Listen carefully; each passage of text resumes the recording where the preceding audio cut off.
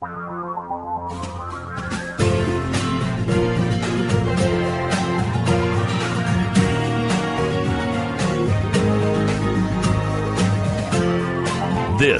is the Thom Hartmann Program. Greetings, my friends, patriots, lovers of democracy, truth, and justice, believers in peace, freedom, and the American way. It's the Thom Hartmann Program, and it's Wednesday first hour, which means time for Middays with Mark, Congressman Mark Pocan, taking your calls. He's the co-chair of the Congressional Progressive Caucus. He represents the state of Wisconsin's 2nd District. His website, pocan.house.gov. You can tweet him at Rep, R-E-P, Mark Pocan. Congressman, welcome back. Hey, Tom. Thanks so much. Glad to be here. It is great to have you with us. By the way, last week, you and every other guest, and I didn't realize it at the time, could not hear the bumper music as we were hitting brakes.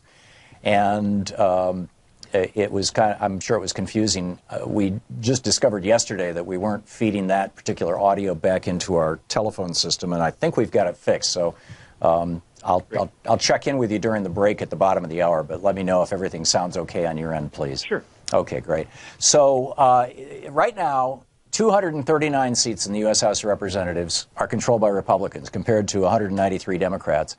And, of course, they've got a 51-49 majority in the Senate. And if I'm getting this right, Paul Ryan, Mitch McConnell, Donald Trump, everybody are saying that the Democrats want to shut down the government? What's going on? Yes. This is just a continuation of this bizarro year we're having in Washington. Who would have thought a reality show star, fake billionaire perhaps, Donald Trump would get elected president, and then, the Republican Congress completely being complicit with every action, racist and other, that this president's done.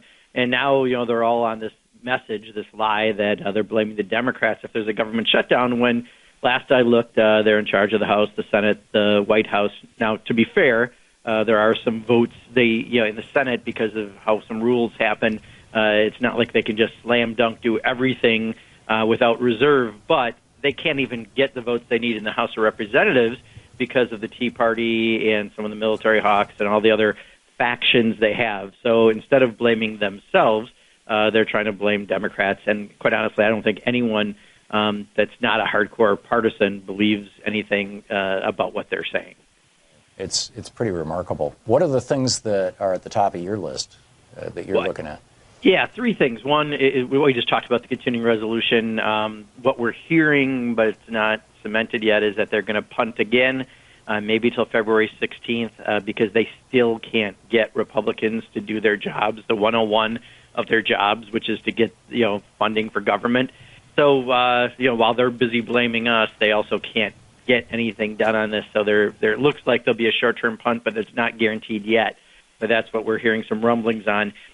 Second, I think after we talked on Wednesday we talked on Thursday, the president made his now infamous S-hole or S-house comments about other countries and a continent. I think what really upsets me most, the president's a racist, right? We know this based on multiple actions that he's done.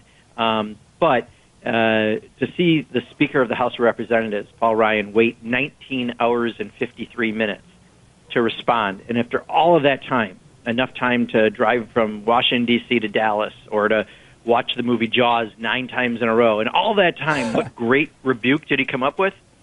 It's unfortunate about what happened. I'm sorry, Tom, it's unfortunate when you walk outside and step in a puddle, but this was a global-size pile of S, that we walked into on this one, and we put our military and other Americans overseas at risk when the president does this and when Congress becomes complicit and forgets that we're a co-equal branch of government. So that's a second issue that I went to the floor of Congress today to talk about because it really upsets me. And the last one is something I think it's really positive and listeners should be very heartened by, is that in Wisconsin we had a special election in the state Senate yesterday in a Republican district. It hasn't been a Democratic district since 2000. It was a district that went for Trump by 17 points. The state senator last time won by 63%. And we had a special election, and the Democrat won with 55%. So it was a huge victory. And it was because, again, of grassroots uprising, people coming out, not buying their agenda, not buying what they're putting out there. And, also it hasn't gotten a lot of attention. This story has, but what didn't, we also had an assembly district in a really red district that there was like zero chance we were going to win. That district, the vote changed by 25 points from how it traditionally falls. So when we're seeing these big shifts, this is really indicative, I think, of what we're looking at this fall. And someone like Paul Ryan, who's got a +4 or +5 Republican district, should really be afraid because, when we're having these giant swings in his home state and across the country, this is a sign of a blue wave if we keep vigilant through November. And I think he knows it. He tweeted, Senate District 10 special election win by Democrat is a wake-up call for Republicans in Wisconsin. Then 3 minutes later, he tweeted, wake-up call, can't presume that voters know we're getting positive things done in Wisconsin. Help us share the news. And then 3 minutes after that, he tweeted, wake-up call, can't presume voters know that more people are working than ever before. Help us share the good news. And then 2 minutes after that, he tweeted, can't presume the voters know that we have invested more actual dollars in schools than ever before. Help us share the good news. This guy is freaking out. This is Scott Walker on a wavy ocean, realizing that he's barely keeping afloat and that all of the bad decisions he's made, we have one of the worst, I think it's the third or fourth worst roads in the country. He's taken away funding from schools. He's done things that have hurt the university system. He didn't expand Medicaid like many, many other states, both Democrat and Republican. These are all anchors on him, and he's feeling it. And I'll tell you, the biggest thing is when he gave away $3 billion, and now it's up to $4.5 billion with local subsidies and money we're putting out for roads for Foxconn, just to get 3,000 jobs potentially in the state. That is the final weight, and I think he's just realizing that he's trying to blame Washington, which is classic. This is a state Senate race. The only thing they're looking at are state policies, and Scott Walker's done an abysmal job in the state, and they're going to throw him out this November, and I think he is realizing it and desperate, and that's what you're seeing in those tweets. Yeah, it's amazing. We have 2 minutes to the break. You want to take a call, or you want to? Sure. Okay, let's pick up a call here. Russell in Hickory Hills, Illinois. You are on the air with Congressman Pocan. Yes, Mr. Pocan, I wanted to thank you on that victory in Wisconsin, but I read this morning on the Morning Joe, they want to give you 5 years of chips. Then they want to do something with Obamacare, get their hands on it to revive it. What was that? Do you know anything about how they want to destroy Obamacare in this year's budget? Well, we've heard that they're going to try to do chip funding for 5 or 6 years, that they're going to delay the medical device tax potentially. I mean, so far everything we're hearing is kind of hearsay. We haven't seen anything concrete. And that they're going to do something to, again, delay implementation or to affect and hurt the Affordable Care Act, because that's how they get their farthest out there caucus, the Tea Party caucus, to vote for funding, period, because they don't even believe in the basics of government. So just so they can punt for a month, they've got to do all this damage rather than sit down and actually negotiate with Democrats so that you're funding government. So that's what we know. But again, nothing is hard and fast. It's not a guarantee yet. This is just rumors from what we're hearing out of discussions from last night. Well, and they're also, they're not talking about DACA. They're talking about the CHIP program, the Children's Health Insurance Program. So basically, they're playing off kids against kids. These people have no soul. Yeah, and especially on DACA. Tom, we've had this conversation with your listeners many times. This is a problem created by the president. And my attitude, and many in the House of Representatives, has been we're not voting for any continuing resolution until DACA is fixed, whether it be in a continuing resolution or separately, but before it's going to get our votes, because he broke it, he's got to fix it. And there's no reason we should, just because he broke it, take that as some kind of negotiating tool. It's just wrong. Yeah, amen. And you can hear the music now, right? Yeah, I can. Okay, cool. We're working. Congressman Mark Pocan is with us taking your calls here on the Thom Hartmann program. We'll be back with more of your calls for Congressman Pocan right after this. You can check out his website at pocan.house.gov, and you can tweet him at rep, R-E-P, Mark, M-A-R-K, Pocan, P-O-C-A-N. We'll be right back. This is the Thom Hartmann program. It's Middays with Mark. Congressman Pocan taking your calls at 202-808-9925. And welcome back. Dion in Round Lake, Illinois. You are on the air with Congressman Pocan. Yes, Congressman Pocan, how's your week going so far? Very good, Devon. Thank you. Yeah, I saw that Tom was talking about will the military disobey an order from President Trump. What happens if we have a similar situation to like that in Zimbabwe where the president is too far gone from reality and hopefully the military doesn't have to step in and put him under house arrest? I'll tell you, Devon, I think the debate that we have the most around here still, and it becomes alive every time it seems like Donald Trump does something else that shows an instability, is when does the 25th Amendment take place, and is there a potential for it where the cabinet could try to replace him? I mean, clearly, he went out last week, just as a classic example, and called other countries and a continent S-holes or S-houses, which seems to be the controversy, which again is a stupid controversy. But he said this, which is outrageous.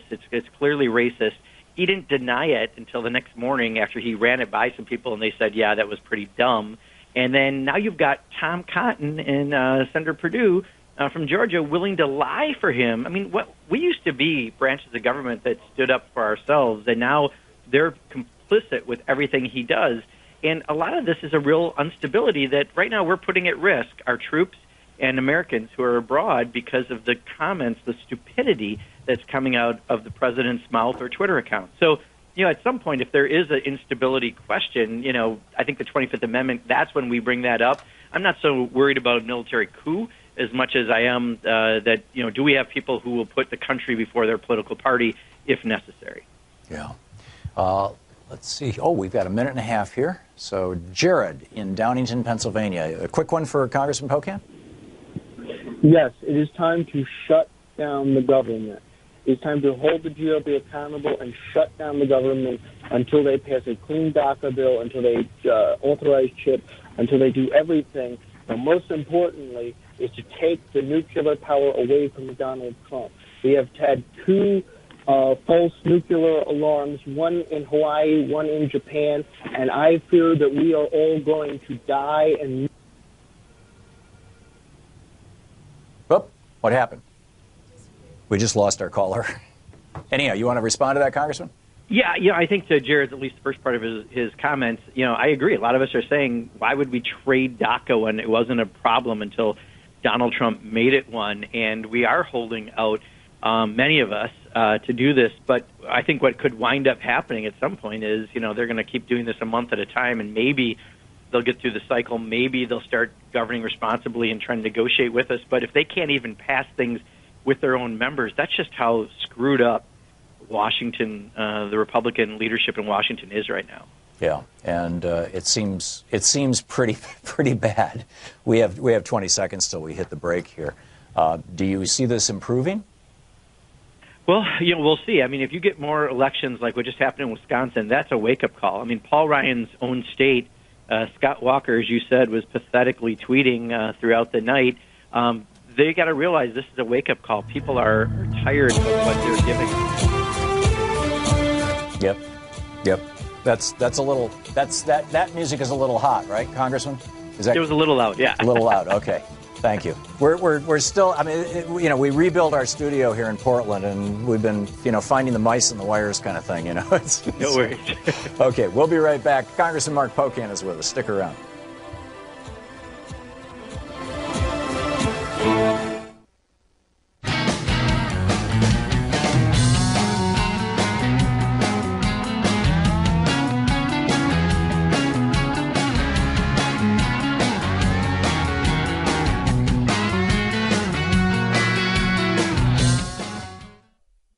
With Mark segment, and Joel in Thurmond, Maryland. You are on the air with Congressman Pocan. Good day, Congressman. Hi, Joel. How are you? Good. My question has to do with the Congressional Review Act. Senator Schumer recently said that he was only one Republican vote shy of having enough votes to use the Congressional Review Act to reverse net neutrality rules that the FCC just passed. My question is there an appetite in the House for that? And if not, will it be too late in 2018 if the Democrats take control to reverse the FCC's ruling? Thank you. Joel, I think on this, we are, it's really good news with what's happening in the Senate. And in the House, I think we'll have similar good news because I know the Progressive Caucus, we just had a conversation this morning. We're whipping to get more people on the House version of the bill. This is something where I haven't looked at the contacts in a couple weeks. We had over 6,400 contacts against the decision that happened and 0 for it. And I can guarantee in Republican districts it's got to be minimum 90-10 again like that. And I think especially with what's all happening around the country, you're going to have some Republicans who actually have to listen to their constituents perhaps on this one. So we're going to work really hard on this, and this is a priority because this could have really terrible effects on what we want to keep free and open, which is the Internet, and that decision was a terrible decision. Let's hope the Senate can get that extra person they need, and then we're going to do what we can in the House and put a full effort into it. Joe in Minneapolis, listening on AM 950 there. Joe, you are on the air with Congressman Pocan. Hi, Tom. Hi, Congressman Pocan. Thanks a lot for taking my call. I just have a quick comment, thought, but with the immigration talks going on now and with Trump pushing for a border wall, I think we all know that what's going to happen is that Republicans would paint the Democrats as soft on security to fight against something like that. Basically, what Trump promised in his campaign was, I'm going to build a wall and Mexico is going to pay for it. Why don't Democrats hold out and say, okay, that sounds fine. Once Mexico pays for it, we'll go along with you, and make him stand up to his word for that. Otherwise, I can see us being painted as soft on security. Yeah, I'll say, and rhetorically, I see what you're trying to say. The argument I would make is I don't even think he can make a good case on soft on security because we don't have a security issue coming through the Mexican border. So he's going to have a incomplete effort, I think, when it comes to that. So we've been holding out, saying, no, we're not going to waste that kind of money, which is showing us to be the fiscally responsible entities. And, he's now putting out there that when he renegotiates NAFTA is when Mexico will pay for it. Well, how many different stories has he had on this? So I think, again, he's lost credibility on this, but we're going to hold tight. There's no way we're going to approve funding for a wall, and the public doesn't want it. We don't want it. And we're going to continue to make that case. He can't really make a security argument on it, but I understand your point rhetorically, Joe. I just think that we're still in a pretty good position with where our stance is. Gary in Cooperstown, New York. Gary just vanished. Gary, call back. I'm not sure if we've got a problem with our phones or not. Todd in Chicago. Todd, you are on the air with Congressman Pocan. Hey, thank you for taking my call. I just wanted to get the opinion on the Democrats that kind of voted to give Trump more spying powers by voting down that Amash amendment with the NSA. That was kind of disheartening. Yeah, I'll tell you. So here's just a little background on this. I think this is interesting. We were essentially told by the Republicans if we posted a good number, and I believe it was over 120 Democrats, that they could post 80 votes. And they only posted 40-something, I think, in the end. So, quite honestly, yes, I'm disappointed some Democrats didn't vote the way I and many others did. But we were expecting an additional 40 or so from the Republican side that never delivered, that they weren't able to. So, at the end of the day, I think they had a big squeeze put on them by the president after, again, that crazy morning of him tweeting out how it was used against him to spy, and he wasn't, he was against it. And then 45 minutes later, he's for the bill after his office told them they've been lobbying for it. Again, just another day in Washington these days. But, I think that's where a lot of the problem really happened is there weren't 80 Republican votes like promised. Yeah, we've got about 65 seconds till the next break and not enough to put a caller on. How do you guys strategize? How do you deal with this horrible situation that Dick Durbin and Lindsey Graham had, where they thought they had a deal with Trump, and then they walk into the White House, and Steve Miller apparently, or somebody in the White House, maybe John Kelly, had contacted Tom Cotton and a couple of other hardline right-wingers and brought them in to convince the president to blow the deal up. How do you deal with that? It breaks the trust. It makes it harder to negotiate, because at least previously when there were differences, if we were a separate co-equal branch of government, there was some respect among how we treated each other. But for them to outright come out and lie, and if the lie is really it wasn't an S-hole and it was an S-house, that's a ridiculous debate, and yet they're trying to act like there's something to hang on that. And it makes it much harder to trust them on anything. And we've had the president lie to us when we've negotiated with him already. So it does create a different situation. Yeah. You don't need to pop that, Sean. It's coming in way too hot. Okay, Congressman Mark Pocan is with us here on the Thom Hartmann program. It's Middays with Mark, and we'll be back with more of your calls. 202-808-9925 is the phone number. Taking your calls for the hour. You can contact or you can visit Congressman Pocan's website at pocan.house.gov, and you can tweet him at @RepMarkPocan. You're listening to the Thom Hartmann program. Call 202-808-9925. More with Congressman Pocan right after this.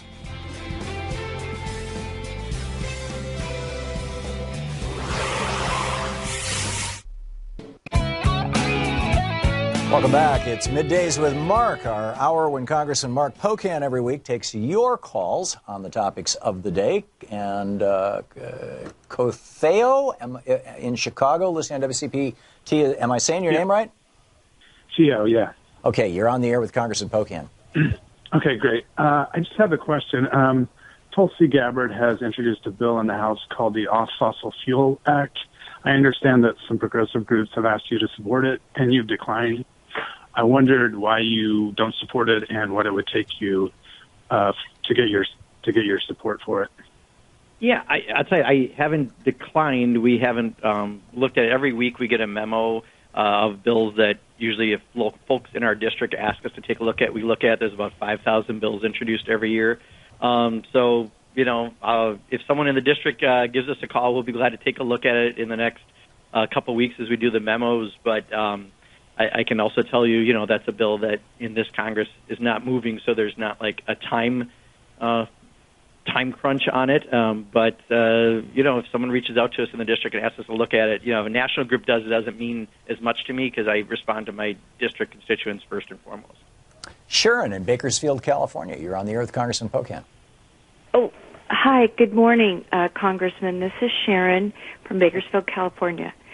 And I've been listening, and my question is, you said DACA wasn't a problem until Donald Trump.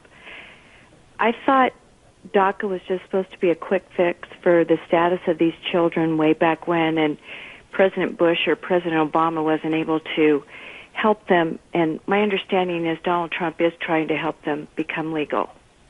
No. Unfortunately, he may try to make it sound like that.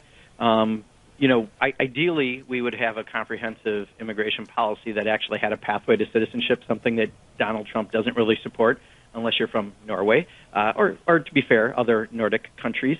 But he has no intention of actually doing the right thing on this. When I said it's a problem that he created, is we haven't had a problem with the 800,000 people that are DACA recipients in this country, and it's gone well until we can get to the point of actually having comprehensive immigration reform like we should have had 2 sessions ago when the Senate had a bipartisan bill, and it was the House Republican leadership that screwed it up that session. But Donald Trump is not trying to do anything right when it comes to this. He is the most base and useless when it comes to this issue. He's just trying to appeal to his base.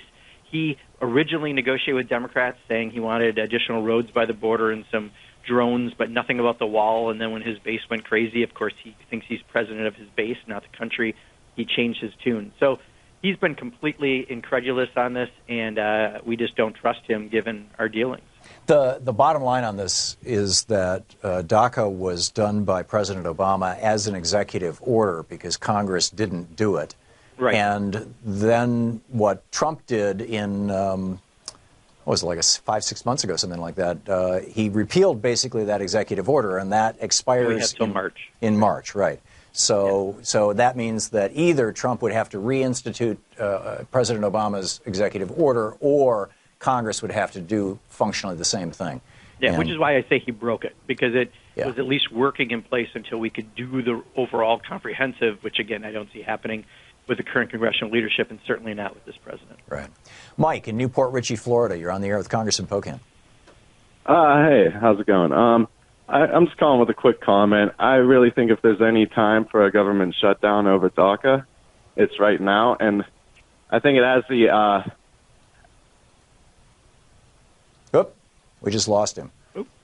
Yeah. Well, I can at least speak to the comments he said. And, Mike, again, I think if they do what I'm anticipating to happen, at least at this point, is they're going to punt for another month. It won't be with Democratic votes because they haven't reached out to us, or it will be with maybe a handful or two of Democratic votes. But the vast, vast, vast majority of us aren't going to support this because they're not negotiating with us. Okay. Oh, somehow I've got Mike back up here. Is that Mike? You were talking just a second ago? Is this the same? No, that mic is gone. Okay. Tim in Messick, Michigan. Hey, Tim, you're on the air with Congressman Pocan. Hey, Tom. Long time no talk, brother. Thank you. Your question? Listen, you're a congressman, correct? Yes, Tim. Yeah, what state are you from? Wisconsin. Are you listening to the show, Tim? Oh, okay. Well, I donated $25 to Randy Bryce. But now listen, if the Democratic Party does not back Bernie Sanders, and I don't know who the vice president would be, personally, I'd like to see Maxine Waters. That woman's got ovum, kid. I mean, between Bernie and So, Tim, what's your question? Question is, if the Democrats want to win, you got to start. Okay, that's not a question. You want to speak to that issue, though, Congressman, the thoughts on the primaries for the Democratic Party? Yeah, I tell you, let me say this. It's not direct to the question, but I think it probably answers a broader question people have asked. I know that there is, through the DNC, some proposal they're going to be putting out there to try to make the process more fair, and I definitely think it needs to be more fair. I think we have way too many superdelegates, and clearly last time, I think the way it happened, you had so many already going into it, it made it very hard for Bernie to ever catch up to the numbers that Hillary Clinton had, and that was wrong, and I'm hoping that they democratize the process in a positive way. Now, one thing I will add that I'm not sure if they're looking at is, we have a wide variety of primaries. We have caucuses with very low turnouts. We have closed primaries, and you have states like Wisconsin with open primaries, and I think that also should be looked at a little bit because it can skew results. Yeah. Are you in favor of open primaries or closed primaries? Open primaries. Yeah. I mean, that's what we have in Wisconsin. I think that has worked well. There have been times I've actually voted for Pat Buchanan in a primary because we didn't have a Democratic primary. I just think that, sometimes when you have the caucus or the closed system where you have to, literally register 6 months earlier, I think that defeats the momentum that you can have sometimes in an election, and an open primary is a better system. Yeah, makes sense. Nader in San Rafael, California. You're on the air with Congressman Pocan. Good morning. Appreciate your show very much. Question for Congressman. In a democracy, we discuss anything openly. We discuss President's health, his private life, so on and so forth. There is one thing that is almost not open for discussion, and that is specifically the financial aid to Israel. And as you know, we have approved $3.8 billion per year to Israel. That's over $10 million a day. I just want to know your thoughts on this, and how do we explain this to taxpayers who are struggling to pay for health care, to put their kids through college? And why does this go on and on? How does the Congress really get away with it? Your thoughts on this? Yeah, I think it's a very fair question, especially at a time that Donald Trump is talking about withholding some of the very minor aid that goes to Palestine. And, we have to, if we're going to have a two-state solution, which I still think is the best solution there, we have to be a more fair arbitrator. And unfortunately, Donald Trump ruined all of that with his moving the embassy to Jerusalem. He's now taken us out of that role, and we hope other countries will come into that role. But I think when you have that kind of an imbalance, I've been to Palestine, I've been to Israel, and, I think of many of the things that right now we're doing do not put us in a better place for a peace process. And I would argue, and have argued, that the single best way to defeat ISIS is to get peace right there, have a good, fair two-state solution. That's what I've been told by people in the region. And my worry right now is I have heard from people from both Hamas in Palestine, and now we're hearing from people from Netanyahu's political party that they would prefer to have a one-state solution, each for very different reasons. And I think that could put a whole lot more conflict down the road. So I think anything we do on funding has to be looked at very seriously. If people aren't trying to negotiate peace, that should be an important part of any connected to any funding that goes to either country. Linda, listening on Sirius XM in Deerfield Beach, Florida. You're on the air with Congressman Pocan. Linda? Oh, Linda just vanished. Arthur, I think you need to only use the phone instrument. John in Cordova, Tennessee. Hey, John, you're on the air. Thanks for listening to Sirius XM. You're on the air with Congressman Pocan. All right, thank you, Mark, and Congressman Pocan. I just quickly, I was wondering why the Democratic Party, why you all are not holding Donald Trump's feet to the fire from the standpoint of his support. Oh, John just got dumped, too. I'm sorry. No, what's happening? It's going back and forth. Yeah, Tom, just so you know, I am getting in my ear, I can hear sometimes when the phone's dialing and a little click that I wasn't hearing in the first half, if that helps you. Yeah, okay, thank you. Do you want to respond to what he started saying? I didn't get the actual substance of what he was about to say, so unfortunately... Yeah, we didn't get the gist of it. Okay, well, I've got John in Cordova, Tennessee. John, is that you? Yes, this is me. Can you hear me? Yes, go for it. All right. Okay. Excuse me. I was trying to ask, so why I have heard no Democrat try and hold Donald Trump's feet to the fire with his support of the fossil fuel industry from the standpoint he has resorts, he has control of the White House. They just installed a new heating and air conditioning system. Why didn't he convert that to coal power to show his commitment to the... Yep, and we're hitting a break. Congressman, we'll pick up your answer after the break. We'll be right back. It's 45 minutes after the hour. It's the Thom Hartmann program. It's Congressman Mark Pocan with us. Middays with Mark here on the Thom Hartmann program. You can reach his website at pocan.house.gov, and you can tweet him at @RepMarkPocan. We'll be right back with more of your calls for Congressman Pocan after this. You're listening to Thom Hartmann. Visit ThomHartmann.com for audio and video archives. Middays with Mark on the Thom Hartmann program. Stick around.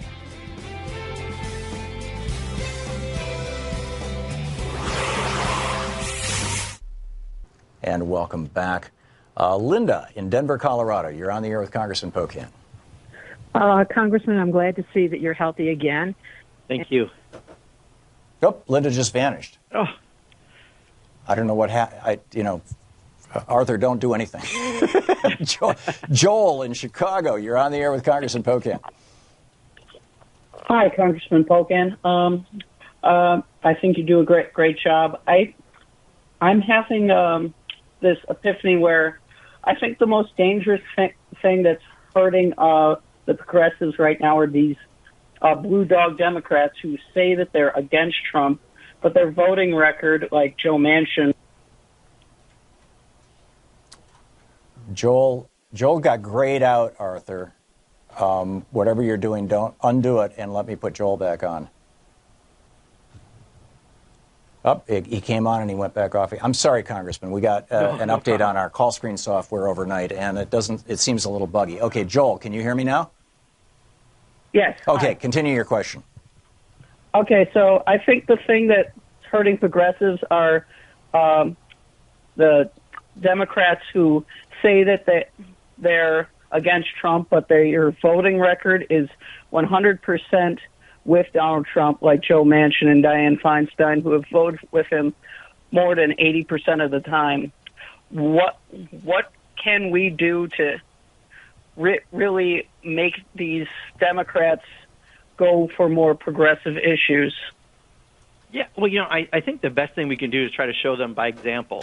What just happened in Wisconsin, in an area, state Senate district that was won by Donald Trump by 17 points, went 55% for a Democrat, and it wasn't a Democrat running as a conservative. It was a Democrat running as a Democrat. Or pointing out to people like Rick Nolan in northern Minnesota, who's a progressive in a district that was won by Donald Trump. And yet, because he's honest and conscientious with his constituents, they reelect him. He doesn't have to change who he is. He just has to be who he is, and he gets elected. So I think we just have to show people they can have the courage to be themselves without having to change it in order to try to think they're making themselves more electable, when I would argue they probably hurt their cause more than not.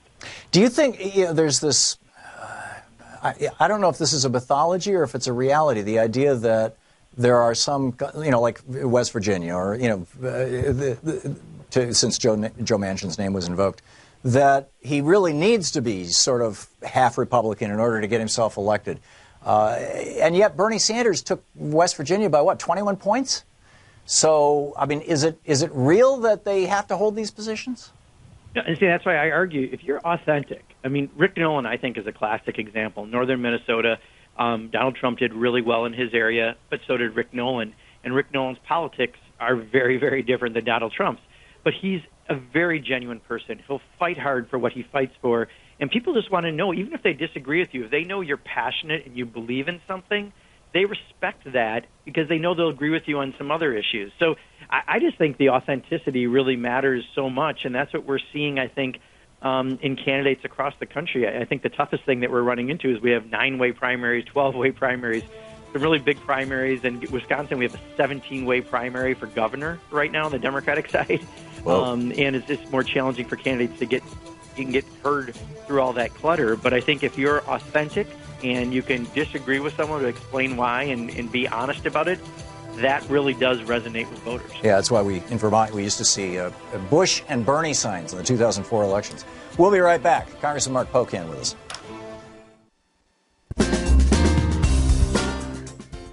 And Lowell in Salem, Oregon. Hey, Lowell, you're on the air with Congressman Pocan.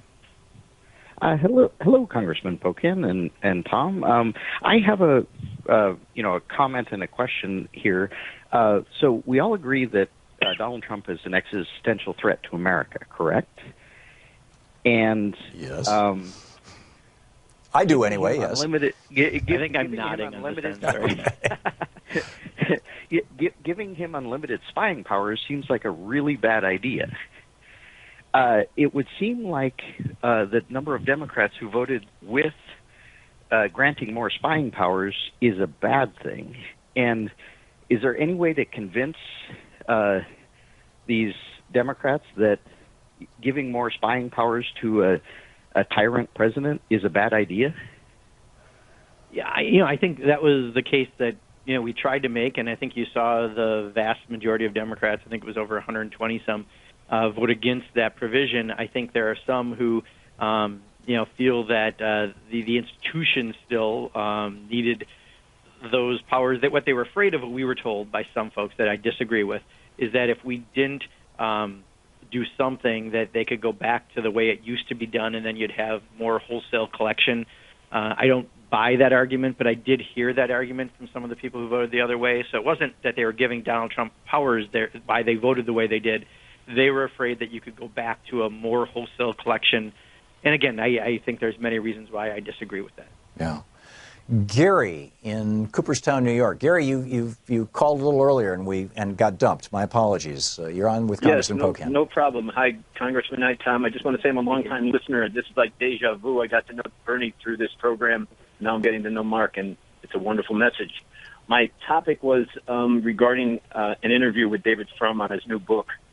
And the interview was going back and forth, and he had a lot to say negative about Trump administration, but he snuck in this one line that I just wondered if you could give the response that was never given by the interviewer.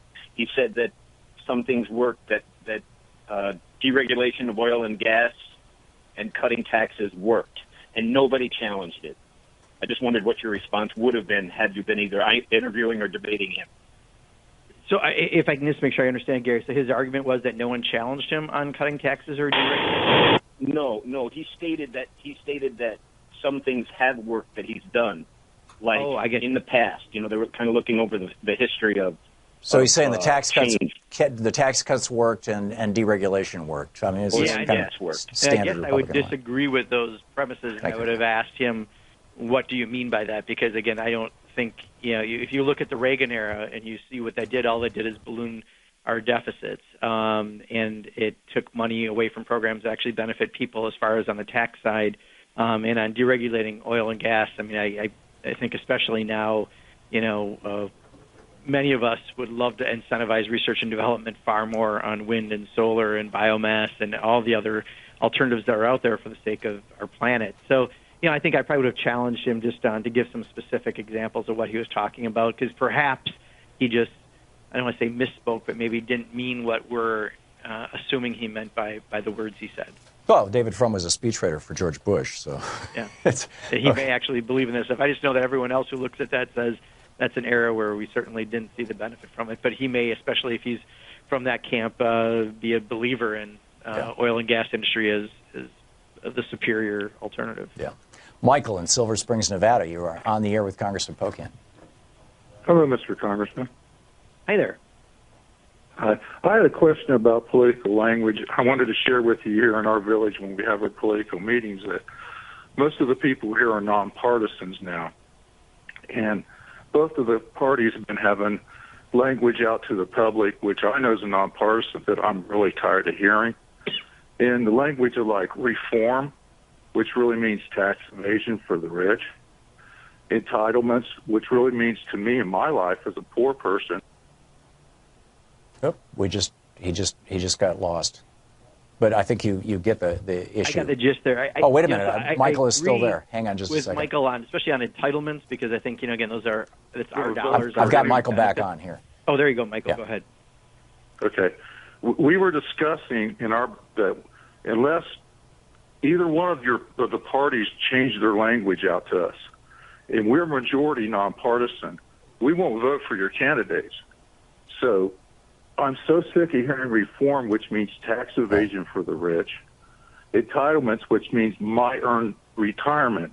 And could you please, Mr. Spokane, at least be kind enough to say back when they use this language, no, sir, we're talking about evading taxes, and poor people have to pay taxes. And entitlements really mean... Got it. Let's let Congressman Pocan answer. We only have 30 seconds. Sure. And, Michael, we do push back, and I agree with you. Entitlements should be our earned benefits. It's our dollars. And they even dropped tax reform in admitting it's tax cuts because there's no reform. They lowered the corporate rate to 21% and left all the loopholes in there. So I agree with you, though. We shouldn't play their words on reform where we thought they were going, but even they admit they didn't do it in the end. And this was not reform. No, this was tax cuts for Republican donors. And it just needs to be called out as exactly that. This is the Republican Donor Benefit Act of 2017, I guess. Absolutely. Congressman, thanks so much for being with us today. Hey, thank you, Tom, as always. I really appreciate it, and thank you for putting up with the issues we've had. Congressman Mark Pocan. You can check out his website at pocan.house.gov. You can tweet him at Rep. Mark Pocan. We'll be right back.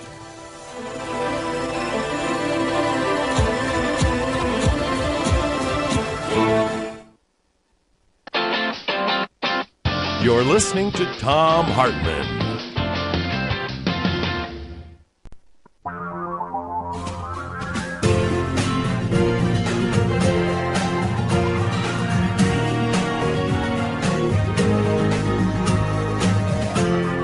This is the Thom Hartmann Program. Welcome back. Thom Hartmann here with you. I have a really serious question that I think we really, as a country, we need to talk about. And this is serious stuff. David Ferguson wrote a piece for rawstory.com. And the headline is, Trump says privately that a terror attack could save him and the Republican Party from a 2018 election bloodbath. And what he says is, faced with the likelihood of a blue tsunami in the 2018 midterm elections, President Donald Trump is holding out hope that terrorists will attack the country, reported the Washington Post on Wednesday. Quote, this is from the Washington Post. In private conversations, Trump has told advisors that he doesn't think the 2018 election will be as bad as others are predicting. He has referenced the 2002 midterms when George W. Bush and Republicans fared better after the September 11 terrorist attacks, these people said. Matt Iglesias over at Vox.com wrote, this is a frightening line of thought for an incumbent president and his team to be entertaining. If the president and his top staff, Iglesias said, are not so concerned with democracy but purely political power, that's a terrifying proposition. And if Trump, now this is not Iglesias, this is back to the article in Raw Story, if Trump believes that a terror attack will be a help to his political fortunes, asked Vox, how hard is he really working to keep the country safe? And I would take it even a step beyond that. Is he working to provoke a terror attack against the United States? He has certainly been antagonizing people unnecessarily. He's antagonized Kim Jong-un. He's antagonized Muslims. He's antagonized Mexicans. It just goes on and on and on.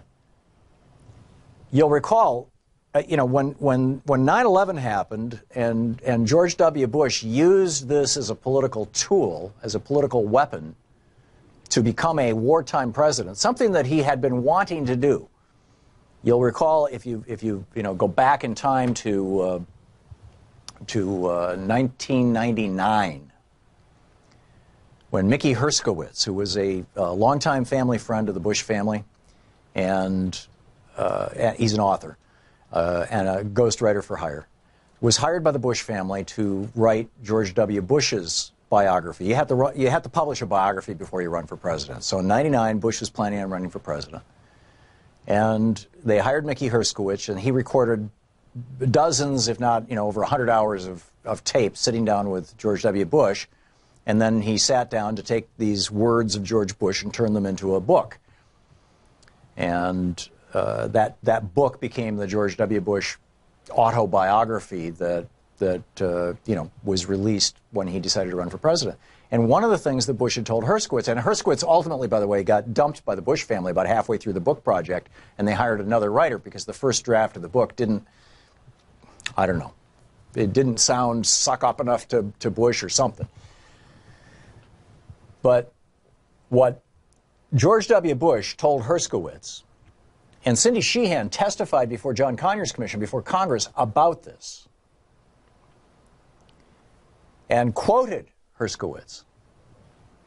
What George W. Bush said was words to the effect of, if I become president, I'm not going to make the same mistake my father did. You'll recall the original Gulf War that George Herbert Walker Bush had a year and a half before the election that he ultimately lost in '92. But before that election, he had a little war in Iraq, and he was very proud of the fact that the war only lasted 100 hours. It lasted a few days, kicking Saddam Hussein out of Kuwait, after he had essentially told Saddam Hussein, you can have Kuwait, sure, no problem. And George W. Bush's argument to Herskowitz was that war didn't last long enough because it wasn't going on when the election hit. And if you're not having a war when the election hits, then you don't have the power, you don't have the popularity, essentially, of being a wartime president. So what George W. Bush said was, if I'm elected president, I'm going to invade Iraq. And he specifically identified Iraq to Herskowitz. He said, if I become president, I'm going to invade Iraq, and I'm going to have a successful war, and thus a successful presidency. And which, of course, is exactly what he did.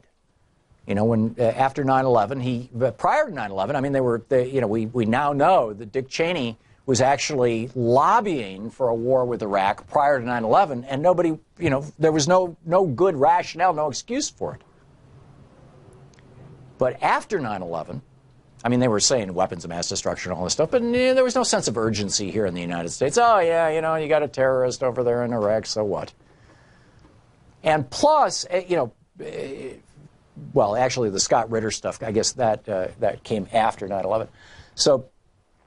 So here we had a president in the Bush, with George W. Bush, who was nakedly, openly willing to use an attack against the United States as a political tool, as a political weapon, as a political, as a mouthpiece, essentially. Now, I know that there are some people, there's all kinds of wild conspiracy theories and some, even rational conspiracy theories around 9/11. But very few people are asserting that George W. Bush actually created 9/11. But if you want to know what caused 9/11. I mean, it's not very difficult. You go back to 1998, Osama bin Laden in the New York Times talking about how because of George Herbert Walker Bush's invasion of Kuwait/Iraq, in order to make that happen, Bush the elder had to get Saudi Arabia to allow us to use an Air Force base in Saudi Arabia to stage our bombers to kick Saddam out of Kuwait. And bin Laden was furious about this. There were American soldiers, American GIs, men who were watching pornography and drinking alcohol, and women who were driving cars and showing their elbows on a U.S. Air Force base or on a Air Force base on a staging ground inside the holy land of Saudi Arabia. And bin Laden considered that an absolute profanity. And in 1998, he told us if we didn't shut down that Air Force base, he was going to attack us. By the way, go back and look at it. George W. Bush shut down that Air Force base in 2005, as I recall. He definitely closed it. I'm pretty sure it was 2005. So, we see kind of cause and effect there, right? We antagonized the Saudis, and particularly the Saudi radicals. This would be bin Laden and his friends, although there were a lot of people in Saudi Arabia who were very upset that American soldiers were on Saudi soil. We antagonized the Saudis, and what happened? 17 Saudis come over here, or 14 Saudis, I guess, out of the 19 hijackers, and knock down the Twin Towers. So what is Trump doing now? Is he antagonizing other Muslim groups? I mean, he's sucking up to the Saudis now, but there are other Muslims in the world. Is he trying to provoke an attack?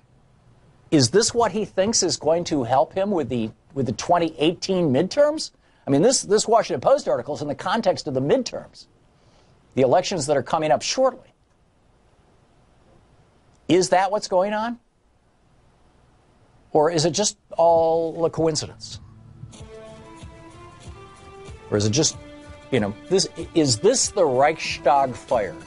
Right? The bombing of the German parliament building was what propelled Adolf Hitler to power and to fame and fortune.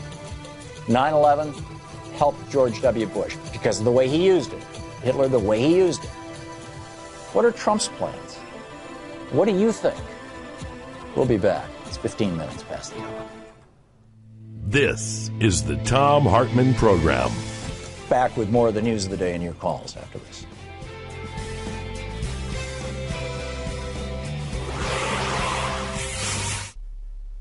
And welcome back.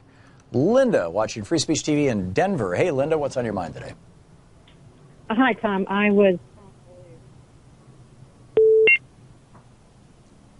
Linda, can you hear me? Linda? Linda, can you hear me? That's totally weird. Okay. I'm not hearing anything from Linda. Paul in Atlanta. Paul, can you hear me? Greetings. How are you doing, Tom? Good. So what's on your mind today? Talking about the Middle East. Yep. Apparently, whenever we answer a phone, we lose a call. Paul, please call back. And my apologies for this. Dan in Huntsville, Alabama. Dan, I'm going to lock Dan in, and let's see if that helps. Dan, what's on your mind today? Hey, Tom. I just want to talk to you about DACA. I'm super unhappy with Democrats, with the leadership. I don't know why they're making a deal with Trump over this, giving money for the stupid wall when DACA is so popular, even with Republicans. All right. Why? Can you help me, please? I want Democrats to win. 2018 is theirs to lose. They're weak. And it's one thing that almost everybody wants is something straight out of them. Why can't they stand up to Trump? Republicans did to Obama. Don't give him anything, please. Yeah. I agree with you, Dan, and I think that this is something that we really need to be discussing. I mean, inside the Democratic Party, everybody's saying, "Yeah, we're part of the resistance." Are you really resisting? I mean, no, they're not. Now here's but the thing with the DACA, this is the politics that I think the Republicans are expecting that they're going to play out. is that the extent to which they can characterize the DACA recipients as, quote, illegal immigrants, they're going to really start pounding on this, is the extent to which the Republican base is going to freak out, in my opinion. And I think that the Republican base can be manipulated around this issue.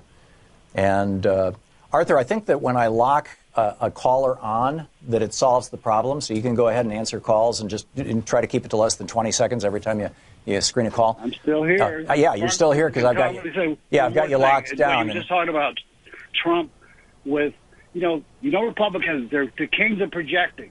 Guess what? They would do a false flag thing. To them, that's reasonable. And I don't believe Bush did it, like you're saying. It's not likely but he let it happen. And for Trump and them, I really believe they would totally do it. And like with the tweets, how are we going to know what to believe now? The FBI, the CIA, Trump's tweets. When something happens, how are we to believe any of it? Yeah, it's a really good question. Up for this. It's a really good question, and it's a real struggle. But Dan, you're in Alabama. What kind of what's the general zeitgeist, the feeling, the thoughts of people in Alabama around the issue of DACA? What are you hearing from people? Tom, at this point, I don't socialize with people that are real conservative. I can't handle it. I tried. I lived here for 20-something years. I'm not from here originally, but I tried, but I can't do it. I got it. Dan, I got a boogie. I don't know. Thank you for the call. We'll be right back.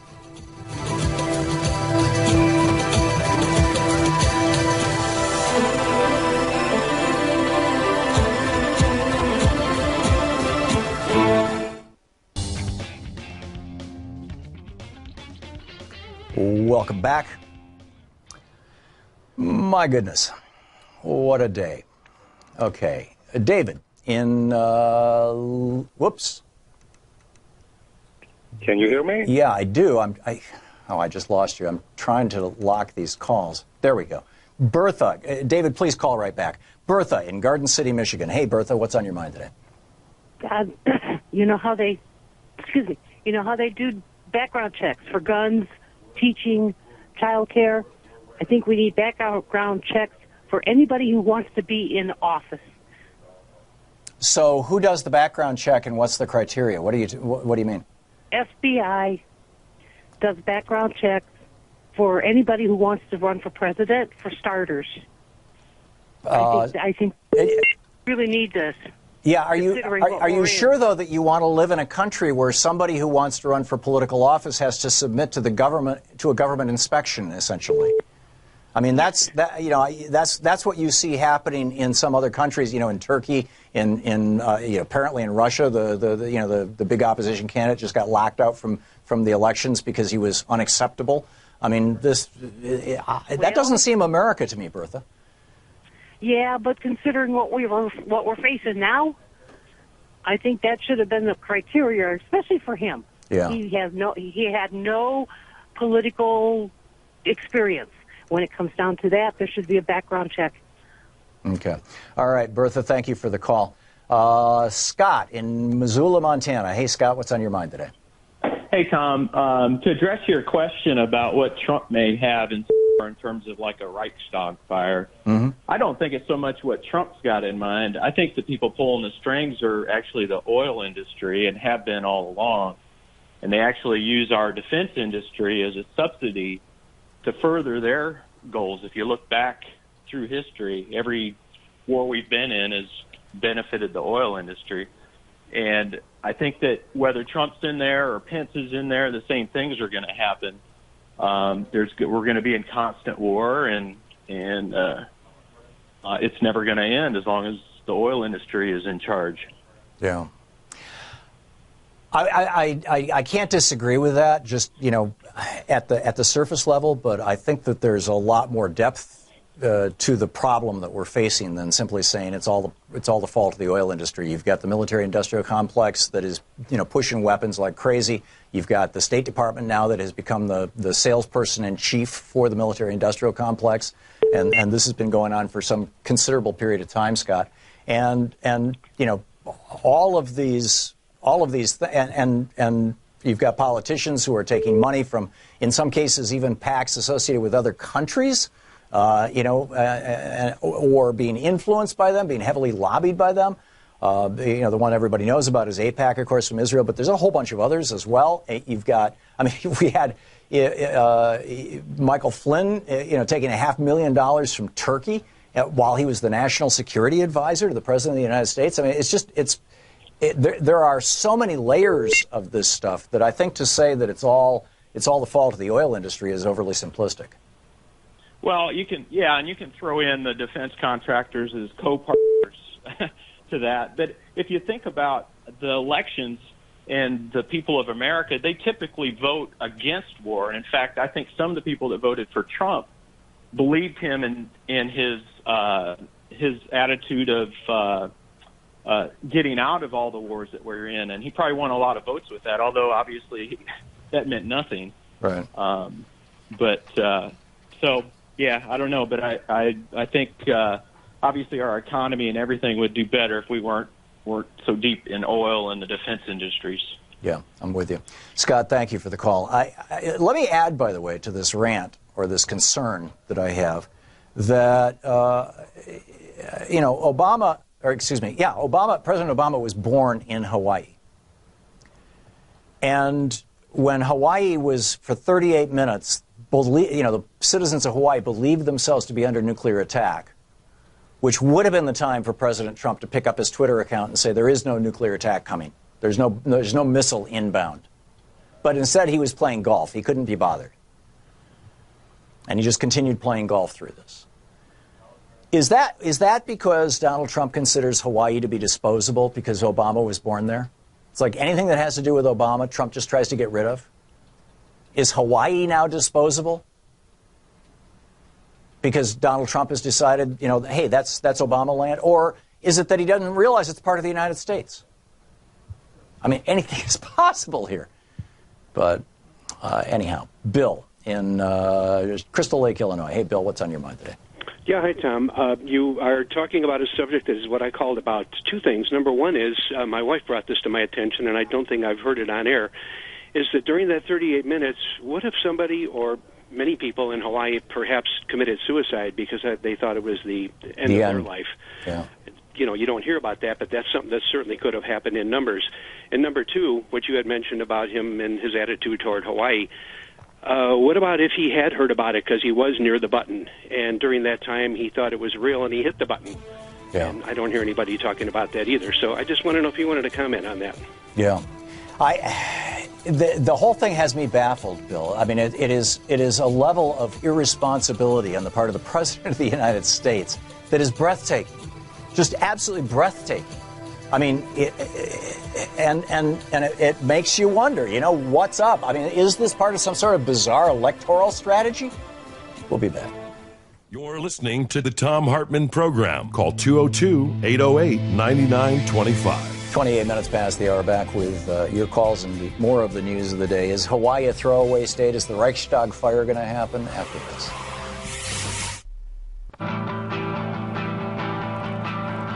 And welcome back to the Thom Hartmann Program. Hawaii, like Puerto Rico, is a majority-minority state. It's not majority white, I'm pretty sure. And even if it is majority white, it's only marginally, but I'm pretty sure it's not. And although probably, maybe one or two of the islands are. But in any case, is that influencing Donald Trump? Is Hawaii the sacrifice zone? Here's another bizarre piece to plug into this. This from the Huffington Post, Dominique Mossbergen. The headline, Pentagon reportedly weighing use of nukes in response to, quote, large cyber attacks. A draft of the Defense Department's new nuclear strategy says the U.S. could respond to certain non-nuclear attacks with nuclear weapons. Well, who has been doing cyber attacks against the United States? North Korea. We know this. There's a long history of North Korea, doing being accused anyway of all kinds of things. Or am I just like completely in weird conspiracy territory here? I hear myself saying these things and I think, is that possible? I mean, have we gotten to the point where the President of the United States, on the record, or perhaps the Washington Post comments were off the record, they were quoting his friends. The President of the United States, actually not even perhaps, that's definitely the case. Here's the exact quote. In private conversations, Trump has told advisors that he doesn't think the 2018 election has to be as bad as others are predicting. He has referenced the 2002 midterms when George W. Bush and Republicans fared better after the 9/11 terrorist attacks, these people said. So according to the solid reporting done by the Washington Post, and by the way, the movie The Post is really worth seeing, but according to solid reporting done by the Washington Post, Donald Trump is telling his advisors, his colleagues, his friends inside the White House, don't worry, we're going to do fine just like George W. Bush did in 2002, right after the 9/11 attacks. What is this all about? Kyle in Enid, Oklahoma. Hey, Kyle, what's on your mind today? Thanks for taking my call, Tom. Sure. I had wanted to bring this up earlier, and I had called one show, and I don't know if I'd called yours about it or not. Real quick, 17 years in the commodity business as a commodity broker, and I watched Rex Tillerson during that time, and this was back in the 80s and 90s. I watched Rex Tillerson literally with ExxonMobil. They would go in and start wars and start conflicts and jack the price of oil. You could just almost count on it. He did it several times when I was working as a commodity broker. And look through the sequence of events that has happened here with the hiring of Rex Tillerson. You never hear anything about him. Hillary Clinton, as Secretary of State, was all over the world, in the news constantly, as were a lot of the Secretary of States. Rex Tillerson, we never hear a thing about him. He's out doing his thing, as I would say. And if you've watched in 2010 when we had oil was a lot of production, and we knew we were going to continue to produce it. All we had to do at that time was mix the oil and gas with nuclear and renewables, and we had a chance to be self-sustaining with our energy. That's what everybody said. So then what do? They start exporting oil for the first time in decades. Right. And now we actually changed the law to allow. We're in Saudi Arabia trying to stir up conflicts. We're doing everything that Rex Tillerson knows how to do. We have the cooperation of a president. We have the cooperation, obviously, of the Russian president on this. And just think about this $20 move we've had since Trump has come into office. And think about Rex Tillerson's stock value in ExxonMobil.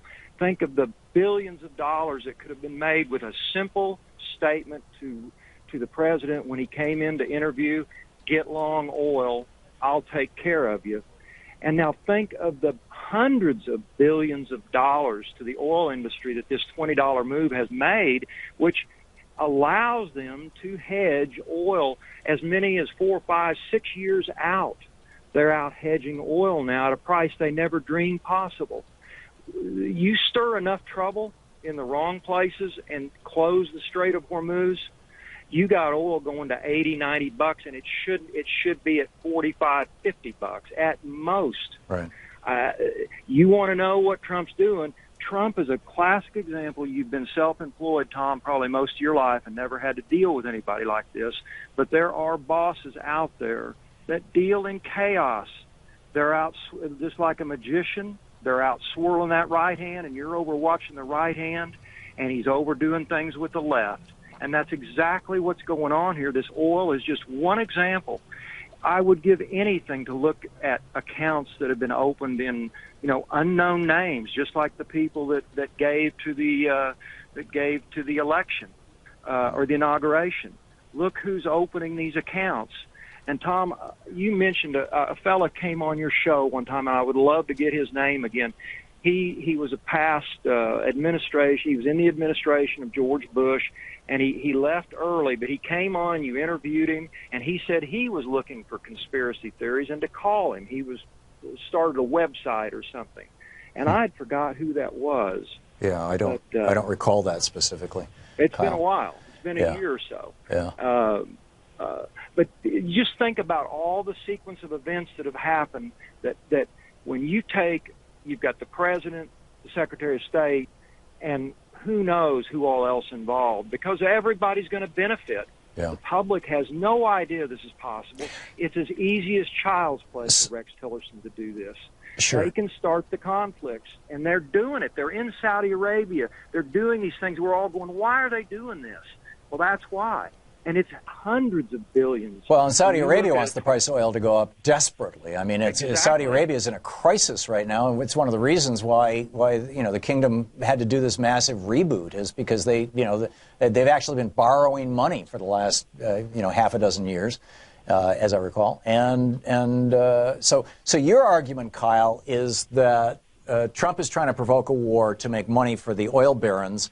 And let us not forget that some of the largest donors to the Republican Party are oil barons, and I'm saying I think he's perfectly willing to have a war, let's say, or even a terrorist attack because he thinks it will help him politically. So I suppose two things can be true at the same time. And they're not mutually exclusive. It's easy to see as anything, and all you have to do is look what oil has done. Yeah. They're doing everything they can to run it up, and $20 when you're talking about the production of Russia, for example, or the production of ExxonMobil, or the production of any of these multinationals, right. $20 move is a significant amount of money. So they've already made billions off this thing. Yeah. And you wait. If they start that conflict that Rex Tillerson, he knows how to do it. He's done it before. He's an expert at it. Lord knows. And he this time he's got the siding of the president of Russia, and he's Secretary of State. If those three can't start a conflict and close the straits, they're trying. I guarantee you, they're setting it up. And that's where Iran is. Yeah, and the last time we closed some straits, it was the Straits of Malacca, and that was in 1941, as I recall. Don't know. That provoked the Japanese to bomb Pearl Harbor, and because Franklin Roosevelt closed the Straits of Malacca, which was the oil pipeline to Japan, and so it's not like we haven't seen that movie before. Kyle, thanks for the call. A lot to think about here, and a lot to be concerned about, frankly. Richard in San Jose. Hey, Richard, what's on your mind today? Hello, Tom. Thank you for taking my call. Thanks for the work that you do. I agree completely with Kyle. I agree completely with Scott, who called just a little while ago, too. The war, I fear the war is quite imminent. The man that's occupying the White House is craven, and I think there's too much credit being given to his potential motivations for war. I fear and I feel that the war will begin once Mueller gets too close. When Mueller gets too close, I fear there'll be an action, there'll be a war taken. He'll fire Mueller and declare a state of emergency. I'm sorry? And declare a state of emergency, which would prevent essentially Congress from overruling him? Yes.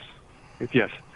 He's that craven, and he's not smart. He doesn't care about the Republicans, only in terms of what he can go ahead and get from them. The Kochs, the Adelsons, and all that too. He understands, that's the money flow and all that. But when it comes down to it, as Mueller gets close, I fear that's when the actions can be taken, and we are going to be in for it. Yeah. Well, let's hope that that we're both wrong, Richard. Let's just hope and pray that we're both wrong. But I am very concerned. And I hope and pray. That's exactly right. Yeah. There you go. Thanks a lot for the call, Richard. We'll be back. It's coming up on 15 minutes before the hour. It's the Thom Hartmann program. We're going to check in with Talk Media News after the break. And in the meantime, we'll continue taking your calls, and there's a number of other topics in the news, too, that I want to get to today. So please stick around. We'll be right back. It's coming up on 15 before the hour. You're listening to Thom Hartmann. Visit ThomHartmann.com for audio and video archives. Is Hawaii a throwaway state because Obama was born there, or because it's a majority-minority state? We'll be back. Welcome back. My goodness, what a day. Regina in Chicago, watching us on Free Speech TV. Hey, Regina, what's on your mind today? I'll make sure I got my phone right. Can you hear me? I hear you just fine. Very good. Tom, it's it's so much going on. But, yes, I think Hawaii is a throwaway state. That's why I love listening to you. I beg your pardon of your wife. But that's exactly what I thought when all that stuff was happening in Hawaii. Trump could have cared less. Yeah, Nate was just poking around the internet, and on an NPR site, he found that Hawaii is roughly 75% people of color. Exactly, that too. But I wanted to share a little story with you and your smart listeners, because this thing that they did, was it yesterday that they had the doctor standing up there? And I don't know what do they have a room someplace that they do something to these people? They get them marching out, with these talking points. But this so-called cognitive test that that Trump wants to let everybody know that he took. Personal story. I'm a retired special education teacher, and I also raised a special needs child in that he has issues with bipolar, ADHD, oppositional defiant behavior disorder, and the list goes on. Yeah. And my family, even though we're middle class, we ended up sending him to a military school. They kicked him out because they couldn't control him and work with him. Anyway, make a long story short. In learning how to deal with people that lie, like Trump does, he's never going to change. That's who he is.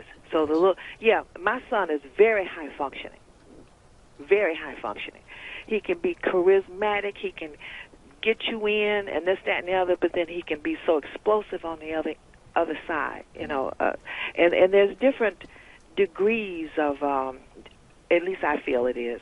Even like you would have on the autistic spectrum, I believe that there are varying degrees of mental health issues. Oh, sure. There's a spectrum to ODD. There's a spectrum to ADHD. Absolutely. Exactly.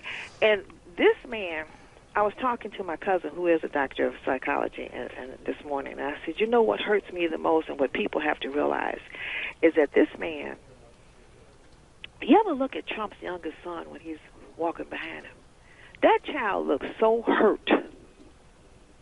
And can you imagine what he has to deal with? Because the explosiveness and the lying and the changing of the mind. And I just feel if Trump doesn't care what the impression he leaves on his son, then we ought to realize where we are. And so I just encourage everybody, get ready. Let's vote. The only thing that's going to help us is to vote these people out of office. Yeah, and let's not hope that there's a war in between now and that election that might. That's true. And Tom, before I go, what is the book that you've talked about that helps us understand the difference between Republicans and Democrats and. There's two books that I've written. Is that what you're talking about, Regina? Well, no, not. It's a. I think they're out of England. They wrote a book about. Yeah, that's Richard Wilkerson and Kate Pickett, and it's called The Spirit Level.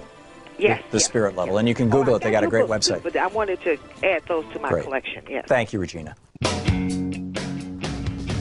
Welcome back. Thom Hartmann here with you. Let's check in with the Talk Media News Service and find out what's going on in the world today. This report brought to you by goatsfortheoldgoat.com and Ellen Ratner's new book, Loving What You Do, available at fine bookstores everywhere. And on the line with us, Ellen Ratner herself. Hey, Ellen. Well, thank you very much. So the Human Rights Campaign Fund just issued a press release this is basically against the Trump administration and their transgender policy. What they're trying to do now is establish a separate office in HHS so that if somebody has a heart attack and they're trans and you happen to be the van driver or the person that's driving the person to the hospital and you have an objection to a trans person, you don't have to take them. So ambulance drivers can turn people down because they're trans? That's right. That's basically, you do not have to provide a medical service to somebody if you object to who they are.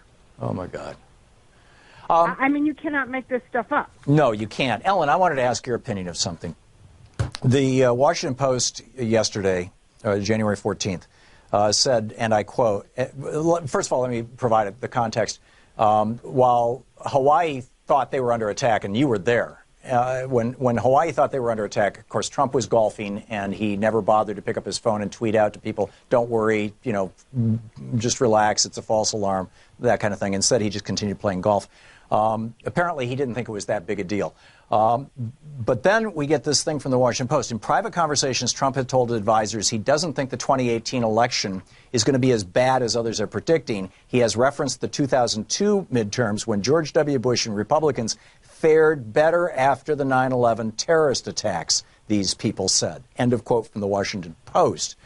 And I'm asking the question, is it possible that Trump is actually hoping for an attack on America? And then the corollary to that, and my question to you, Ellen, is do you think I'm totally nuts in a total, have I turned into like a 9/11 truth or something? And then the corollary to that is, does he think of Hawaii as a sacrifice zone because it's 75% people of color? Well, being in Hawaii this time, and I was here in '88, but now I'm much more with the people, I see how America has taken over the culture very similar to what we did with the Native Americans. And it is an island of color. That's for sure. But also there was a report that somebody leaked to the New York Times that basically said if there are cyber attacks, we can and should think about responding with a nuclear attack. Right, and who has been doing cyber attacks against us? It's been North Korea, among others. Well, absolutely. And don't forget, there was also a supposed not real attack that happened in Japan yesterday. Now, I have a right-wing host. I mean, he's totally conspiracy nutcase. But he thinks that we're shooting these missiles off, and that's why it's going on in Japan and Hawaii. I don't know, but I will tell you that it would not surprise me if they decide that Hawaii is off the books. Wow. Yeah. So what else is going on in the world? I mean, I don't think you're wrong at all, Tom. That's disheartening, but yeah. Well, I mean, we're just all going to watch the movie here. We're going to watch this all unfold over the next year and a half, or actually over the next 10 months as we go into the elections now. So, well, we have the election in November 2018. Yeah, and that's the one he's talking about. He's basically implying, at least the Washington Post is implying, that Trump is expecting an attack on the United States before the election, which will help the Republicans, in his opinion. So, anyhow, it is interesting, and I wrote an article about this, and people are going to think I'm completely nuts because I know everybody loves Roosevelt. I have ambivalent feelings about him. But when I went to Pearl Harbor, I found out that Roosevelt cut off the Panama Canal to Japan. He cut off oil. He cut off the ability to do trade, and Japan felt that they had nothing to lose. That's right. And that may be the case with North Korea. Yeah, he closed the Straits of Malacca, which cut off the major oil supply for Japan. That's the straits there between Indonesia and whatever the country is off the coast of Indonesia. That's right. On the way to, that the oil freighters were going to Japan. So there, you can whether Roosevelt was trying to provoke the Japanese or not is a huge issue for debate, but it certainly did. And now we can learn from that history. Anyhow, what else is going on? We cannot learn from that history. Well, if Trump actually thinks that an attack or a war would help him politically, I don't know. It's just having been through George W. Bush lying about weapons of mass destruction in order to have a war that in 1999 he told Mickey Herskowitz, his biographer, that he wanted to have, that he thought that would make his presidency successful if he had a real war with Iraq, not a little war like his dad had. maybe has just turned me into a total cynic. But anyhow, other news of the day, Ellen? Oh, there's a lot of news. Eric Trump was on Fox and Friends. I believe it was Fox and Friends this morning. Was on Fox anyhow, and he said that his father sees green because he just cares about the economy. That's what he talks about and thinks about. And so Eric Trump is trying to say, no, he's not a racist. He just thinks green. But interestingly enough, the White House put out something and it was not picked up.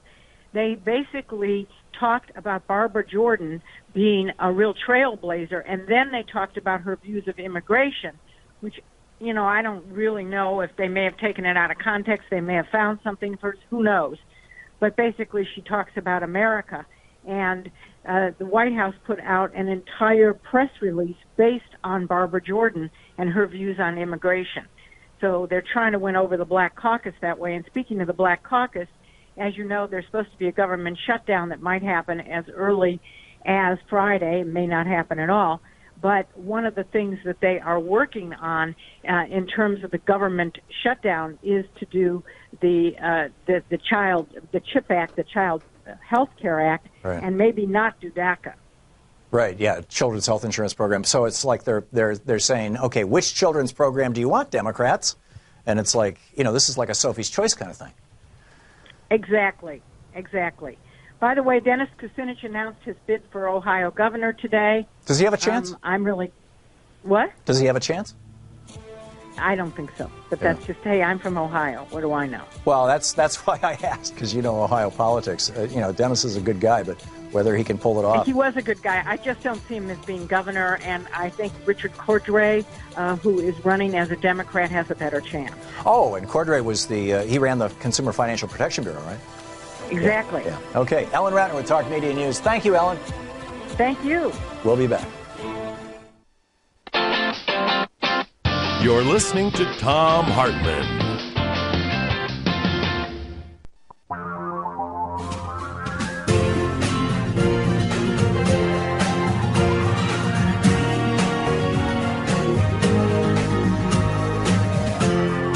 This is the Thom Hartmann Program. Welcome back. Thom Hartmann here with you. Wisconsin. We discussed this briefly with Congressman Pocan, but there was an election yesterday, and in Wisconsin, that election was won by a Democrat, and you know that. And by the way, this was in a district that had, well, here's William Shadowgate Legate tweeted this out. He says, he retweeted a bunch of Scott Walker tweets. He says, Wisconsin Governor Scott Walker is in a panic after the Wisconsin 10th Congressional District had a massive 20-plus point swing for Democrats in a special election today, taking yet another deep red seat from Republicans. And Walker won his election as governor by just 4 points. So, and then Scott Walker was hysterically tweeting here, you know, wake up call, wake up call, wake up call, and probably still is. Is this the beginning of a major shift? And, you know, it certainly seems that way. You know, from Georgia to Wisconsin, I mean, you know, right across the country, it certainly seems that way, that people are saying, you know, we just don't want this stuff from the Republicans. Donald Trump campaigned on no more stupid wars. And what's he doing? He's expanding our wars. We're putting 30,000 troops on the border with Syria. I mean, it's Kurdish troops, but you know, we're helping. We're moving that forward. We're involved in Syria. We're involved in. It's just all over the region. It's like the stupid wars are bigger than they were before the election. And then we get this Trump says privately that a terror attack could save him and the GOP from the 2018 election bloodbath. This is strange stuff. And then on top of that, one of the things that came out of the doctor's report yesterday that I think answered the question so many Americans have wondered, which is, what is covfefe? Apparently, covfefe is what you type into Twitter as the Ambien is taking effect. And, Nate, you got this ad queued up, right? We have I think it's time to step into the Wayback Machine and go back to 2008. And in 2008, Hillary Clinton was running against Barack Obama in the primary. And the argument that she was making was that Barack Obama was, he'd been a state senator for a couple of years. He'd been a U.S. senator for about a year before he started campaigning for president. And so basically what she was saying is, he doesn't have the experience. He's not the steady, safe, reliable, this is the guy, kind of thing. And her campaign ran an ad in that 2008 election, and whether we've got it or not, I can talk about it, in which it said basically a phone is ringing. It's 3 a.m. and a phone is ringing in the White House, and the person who answers that phone is going to be, making a decision for your family. In the ad, they were showing pictures of children sleeping in their beds. It's 3 a.m., right? And then the question, who's going to answer the phone? Well, if Trump is taking Ambien, nobody's going to answer the phone. I mean, back in 2002 or thereabouts, you have the video? You've got it? Okay. Here, this is the ad. I think now is an interesting and important time to revisit this ad. Check it out. It's 3 a.m. and your children are safe and asleep. But there's a phone in the White House and it's ringing. Something's happening in the world. Your vote will decide who answers that call. Whether it's someone who already knows the world's leaders, knows the military, someone tested and ready to lead in a dangerous world. It's 3 a.m. and your children are safe and asleep. Who do you want answering the phone? I'm Hillary Clinton, and I approve this message. So that was the ad. And it raises a real issue. Now, it turned out President Obama was just fine at 3 a.m. But if Trump is taking Ambien, now, his doctor said he's taking it for long flights. And yeah, okay, that makes sense. But Covfefe wasn't after a long flight. And a lot of people who start using sleeping pills start using them real regularly. And the story I started to tell before we got the ad ready was back in 2004, I think it was something. It wasn't. No, it was even before that. It was before I was doing this show. We started this show in the spring of 2003, so it must have been in 2001, 2002. I was working on a book, Unequal Protection, and I was on a screaming deadline. And I was so far behind on this deadline, and I was so stressed out, and I could not sleep. All night long, all I could think about was, the stuff that I had to do on this chapter or that chapter. So I went to my doctor, and I said, I need some sleeping pills. And he gave me a prescription for Ambien. And I took it for 4 or 5 nights in a row. And by the 5th or 6th day, I forget which one it was, I mean, this was a decade and a half ago, I just melted down. I mean, that day, I had a couple of panic attacks. I thought I was having a heart attack. I mean, it was just, oh my God, and when it hits you, it really hits you. And if Donald Trump is taking Ambien, or anything for that matter, and, it may well be that Covfefe is not going to be the worst that's going to happen.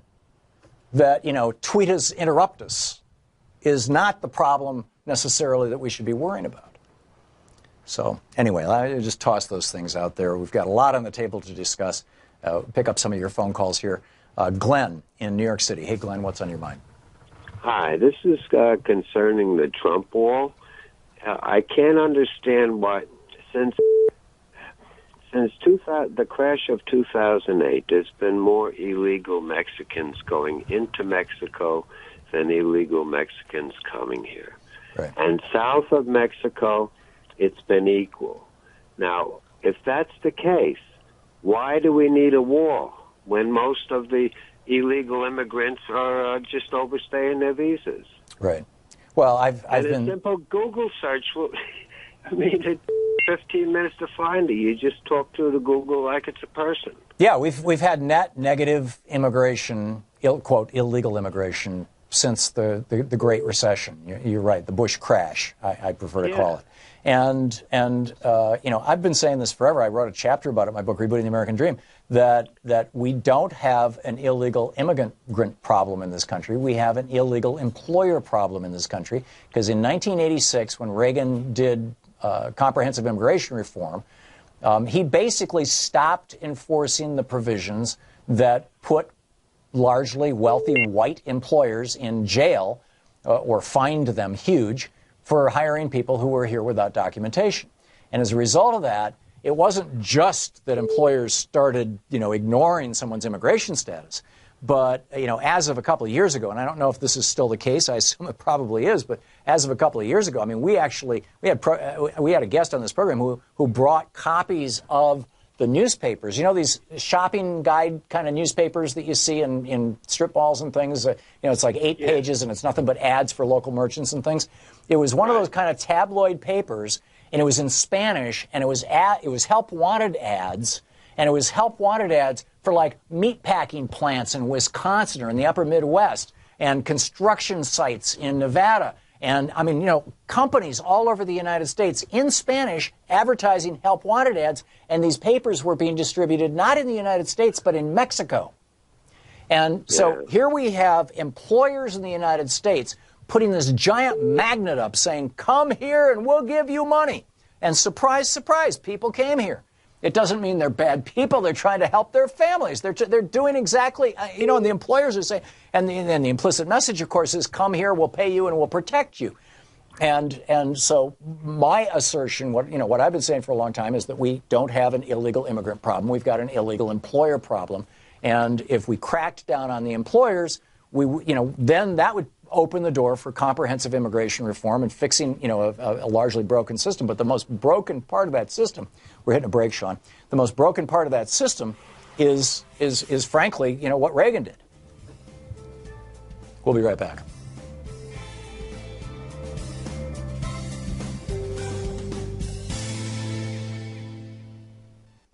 And welcome back. Lisa in Santa Rosa, California. Hey, Lisa, your thoughts on the day? Yeah, thanks, Tom. Listen, I've been wondering when somebody was going to start talking about the fact that we're basically on the verge of war, and if you're crazy, so am I, we should hold hands and jump off the same. Whoop, we just lost Lisa. Lisa, please call back. And apparently I have to lock down the lines in order to hold a caller here. So my apologies, Lisa. Call back and we'll have this conversation. Here is Lois in Baton Rouge, Louisiana. And Lois, I'm locking the line here so that you won't go away. What's up? Lois? Lois, I can't hear you. Lois can't hear me. Okay. Lois, call us right back. Lois is on line 7, just FYI. So let me just get back to this. The Pentagon reportedly weighing using nukes in response to large cyber attacks. The Pentagon is reportedly pushing a new retaliation tactic should the U.S. ever be hit by a devastating cyber attack. The New York Times reported Tuesday that a pre-decisional draft, this is from a piece by Dominique Mossbergen in the Huffington Post. The New York Times reported Tuesday that a pre-decisional draft of the Defense Department's 2018 nuclear posture review, which details U.S. nuclear strategy, includes large cyber attacks as an example of a non-nuclear strike on American lives and infrastructure that could be countered with nuclear weapons. I mean, that's how bizarre and scary it is. It's 3 current and former senior government officials said large cyber attacks against the United States and its interests would be included in the kinds of foreign aggression that could justify a nuclear attack. It's incredible. It's absolutely incredible. Let me just check something. Lisa, is that you? No, it's not Lisa. Okay, thank you. I thought she'd call back. Though the U.S. has yet, he writes, to experience a truly catastrophic attack, such a strike could have devastating impacts, including the destruction of a country's infrastructure. The massive WannaCry cyber attack last year, which was blamed on North Korea, impacted more than 230,000 computers in 150 countries across the globe. Banks and universities were shut down because of the attack, and the UK hospitals were forced to shutter wards and hospital emergency rooms. China, Russia, and Iran have also recently been blamed for carrying out cyber attacks with widespread consequences. Our response to this, the Trump administration's response to this, has been to call for the 2018 National Policy Review also calls for the development of more so-called low-yield nuclear weapons. Sometimes these are referred to as battlefield nukes. Even though the U.S. already possesses over 1,000 nuclear weapons considered low yield. That's in addition to the giant ones that are left over from the Cold War. So, where do we go with this, right? Where do we go with this?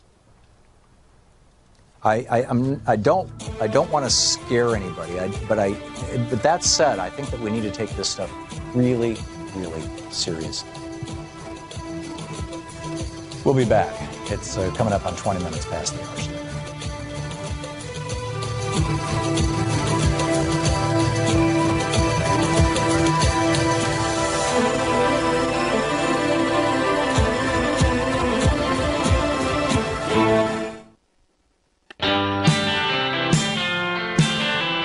Welcome back. Pick up your calls here. Charles in Greensboro, North Carolina. Hey, Charles, what's on your mind today?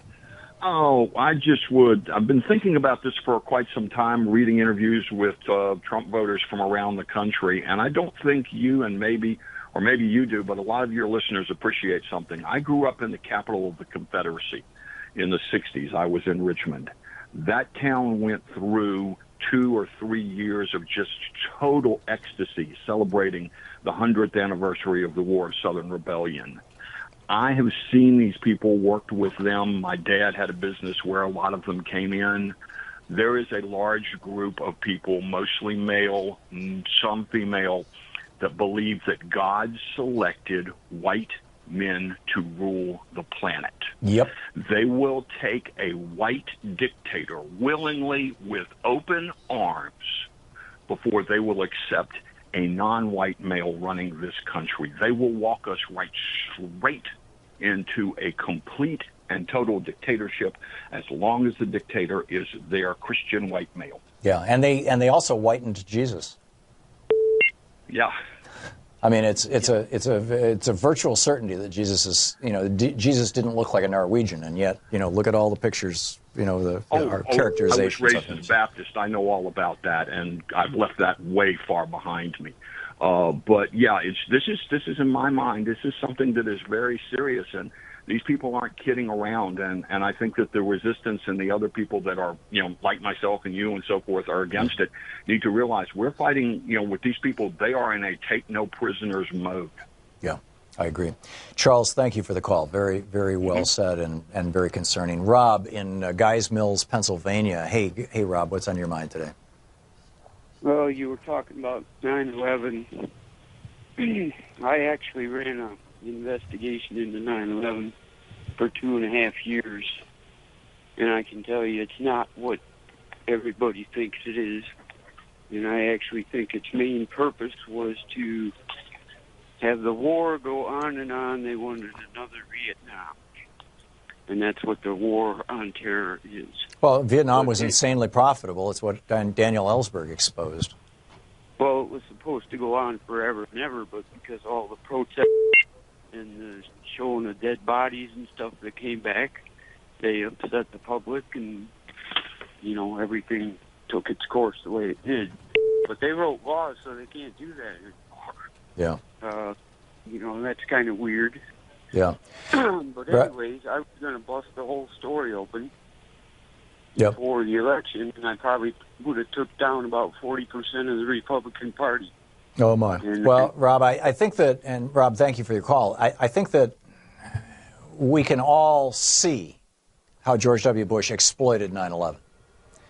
He got us into 2 illegal wars. He used it for political purposes. He had told his biographer 2 years in advance that he was going to do that. It shouldn't have been a surprise. The question is, what's Donald Trump up to, in my opinion? Kathy in Crystal Lake, Illinois. Hey, Kathy, what's on your mind today? Hey, Tom, thanks for taking my call. I've had this foreboding since the inauguration that there was going to be some sort of bloodless coup staged by Trump and, the Mercers, all the dark money. And this whole thing in the New York Times that I read actually, I think early this morning about using nuclear weapons to counteract a cyber attack, it's beyond frightening. Right. I really believe there's going to be something he's going to do to stage a martial law scenario, possibly even suspend elections. I don't know. I just know that I had this feeling, and I can't shake it. You and I are the same age, so we've lived through some pretty horrific presidents and some pretty good ones. But well, and the reality, Kathy, is Nixon actually considered doing that. Yeah. I mean, he actually had a conversation with Kissinger about, can I declare a state of emergency here? What's involved? I mean, it's not like this has never been discussed in the White House. Yeah, and at this point, I think Trump sees he can get some political capital if something like happens. He's thinking about George W. and thinking, well, look at the capital he had, but look what he got us into. But Trump, I think, a caller said earlier that as Mueller gets closer, this makes Trump a much more dangerous animal because he is going to feel cornered. And at this point, there is absolutely nothing that I trust from his cabinet, from him, all the way down when you have the Secretary of the House, the Homeland Security yesterday, yes, who went and lied before the Congressional Committee. Under oath. It's frightening. And, under oath. So we see very few, Republicans that are actually wanting to stand up to this man, which tells me the RNC and the GOP leadership, the Russians must compromise on them as well. There's something. I don't think it's any of us. I don't think it's that. I think that they are behaving the same way politicians did to Erdogan in Turkey. First, there was some protests against him, and now all the politicians in Turkey are sucking up to him. This is the same thing that happened with the politicians in Germany in 1932. The politicians who spoke out against Hitler, by 1933, they were either kissing his butt or they were in jail. Tom. They have ratings as low. I mean, Trump's in the cellar in terms of his polling. I mean, he's 38%, something like that. At this point, what does he have to offer? He's trying to sign the tax bill. Yeah. No, I'm with you, Kathy, and it concerns me tremendously. Kathy, I got to run. We're hitting a break here. Thank you for the call. We'll be back with more of your calls and the news of the day right after this.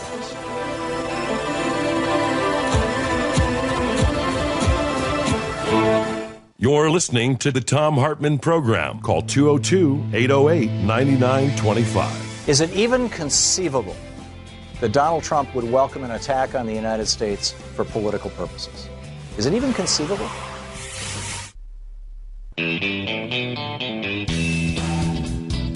Welcome back. Thom Hartmann here with you. Derek in Seattle. Hey, Derek, what's on your mind today? Hey, first off, I just want to say first-time caller, long-time listener. Thank you.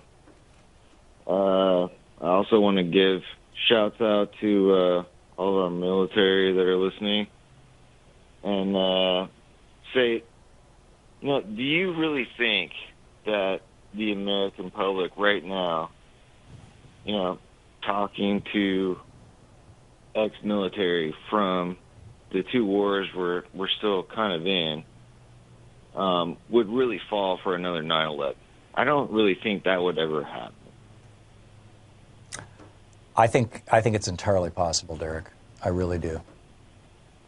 And it need not be the entire public. For example, this New York Times piece points out that the Trump administration is considering responding to a cyber attack, a quote large cyber attack with nuclear weapons.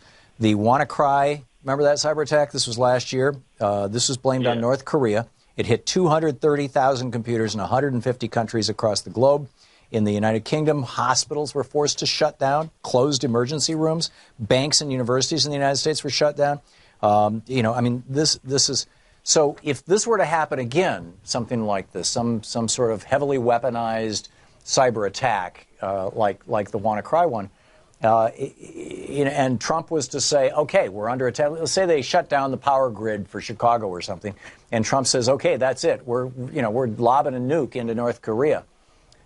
I guarantee you, the American people will rally behind their leader during a time of war. And it's not just the American people; it's true of every country. in the world. I mean, this is just core human nature. Our tribe is under attack. We're going to circle the wagons, and these guys understand this. Then, I'm sorry to cut you off, but my next question is then, when are we going to stop becoming tribes of nations and actually become tribes of human beings? Well, that's a big challenge, Derek, and and thank you for the call. And that was the goal of the League of Nations that Woodrow Wilson tried to put together, and then the United Nations was to bring the world together. The Trump administration doesn't think much of the United Nations, and thinks that they should be basically our personal bully pulpit or something, or toadies. Anyhow, Carolyn in Hearn, Texas. Carolyn. Hey, Carolyn, what's up? Well, I was calling because I kind of have a different perspective on what's going on with Trump and where he plans to have a war. Mm-hmm. And I believe that his tweets about North Korea and media reports on sex are just diversions to keep our eyes off the Middle East. They didn't report about Kushner shuttling around Egypt and Israel and Saudi Arabia, which created a coalition to the point that the Israeli intelligence minister actually reported that they were going to share intelligence. Then Hariri was abducted. The Prime Minister of Lebanon, or the president, whatever his title is, When he was released, he went to France with his wife, but his children were kept in Saudi Arabia, and his wife is now back in Saudi Arabia. Oh my! Well, he's a dual national, by the way. He has Saudi citizenship. Yeah, that's right. Which complicates the issue. But after he got to France, I mean, it came out that he was basically kidnapped, by the Saudis. And then Trump started provoking the Palestinians. Right.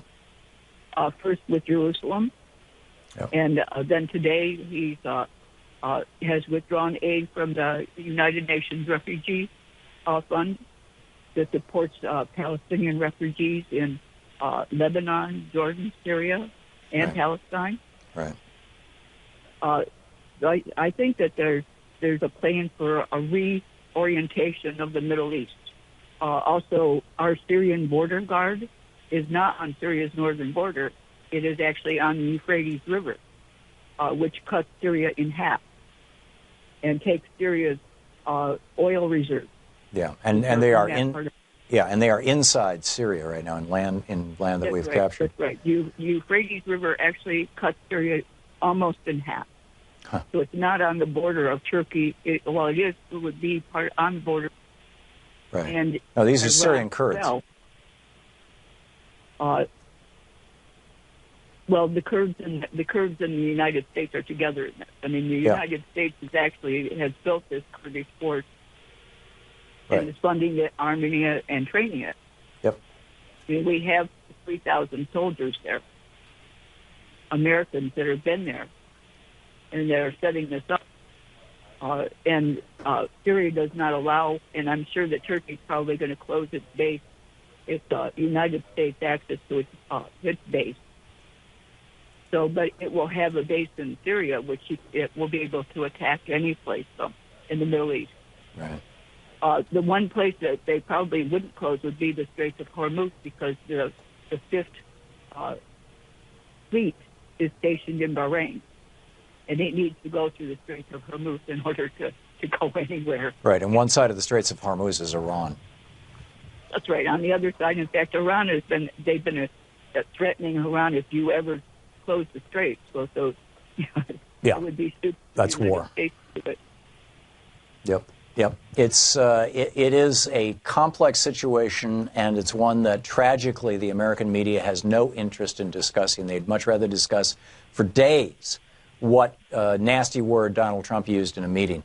And something that, by the way, I think Trump was right when he was calling around to all his friends after he said that and saying, this is going to help me with my base. Yeah, I believe it is. And the other thing is that with approximately 95% of our Congress receiving money from AIPAC, they've also that's in exchange for unconditional support for Israel. Yeah, yeah. So Congress will not stop him if he decides to have a coalition and go against the Palestinians and eliminate them. Yeah, I think you're right there, Carolyn. Thank you for the call. Denise in Calumet, Michigan. Hey, Denise, what's on your mind today? Well, I was just thinking about the way you just said about the media. Trump has just been doing one distractive shock after another to keep the media talking for days about such things as what just happened with Haiti and African. I don't want to say the word. But thank you. The people in America are not getting the truth about what he's really up to behind the scenes, and it's almost sickeningly brilliant how he is playing his cards to the media so that America doesn't know what is really going on, or uninformed Americans that only listen to the mainstream media. And I do believe that he would just consider Hawaii just collateral damage if he wanted to start a war to keep his presidency. I believe everything you're saying. I've been afraid since he got elected, just as I was afraid when Bush got elected. Yeah. I'm not asserting this. I am questioning it. I'm not ready to say that I believe that this is what's actually going on, but I am concerned that it might be what's going on. And if it is, it's really, really, really bad news for all of us. And you're right, it needs to be taken very seriously. Yes, absolutely. Because it's been done before. Yep. And it can be done again. Yep, amen. Denise, thank you for the call. Well said. Ginny in LaPorte, Indiana. Hey, Ginny, what's on your mind? Oh, hi, Tom. Well, I just like to say, we're all talking about this president, how destructive he is and how ignorant and on. And what can be done about him? He can be impeached. How can we actually get him removed from office before he destroys this country? He can be impeached. Well, but there's nothing happening. The Congress is completely unavailable. They're cowed. They're not doing a thing. Yeah, the Republicans are cowed. What can we do? It's so frustrating. And frankly, I'm really considering moving to Canada. Unless you've got a lot of money, Ginny, they won't take you. They won't? No, you've got to have I think it's $250,000 as a starting point to get into Canada.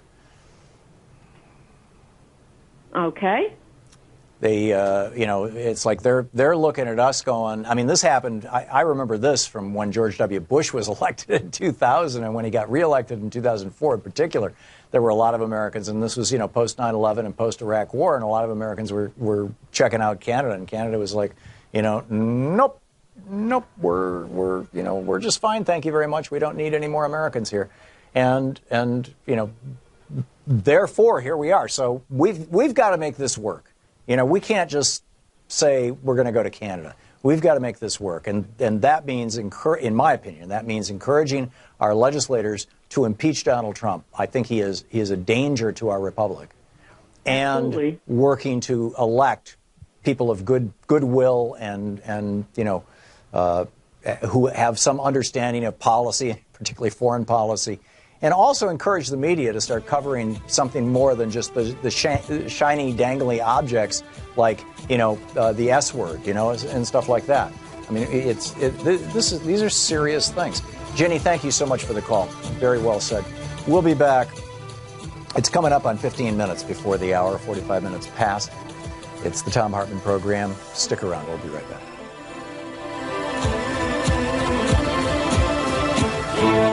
You're listening to Thom Hartmann. Visit ThomHartmann.com for audio and video archives. More of your calls right after this.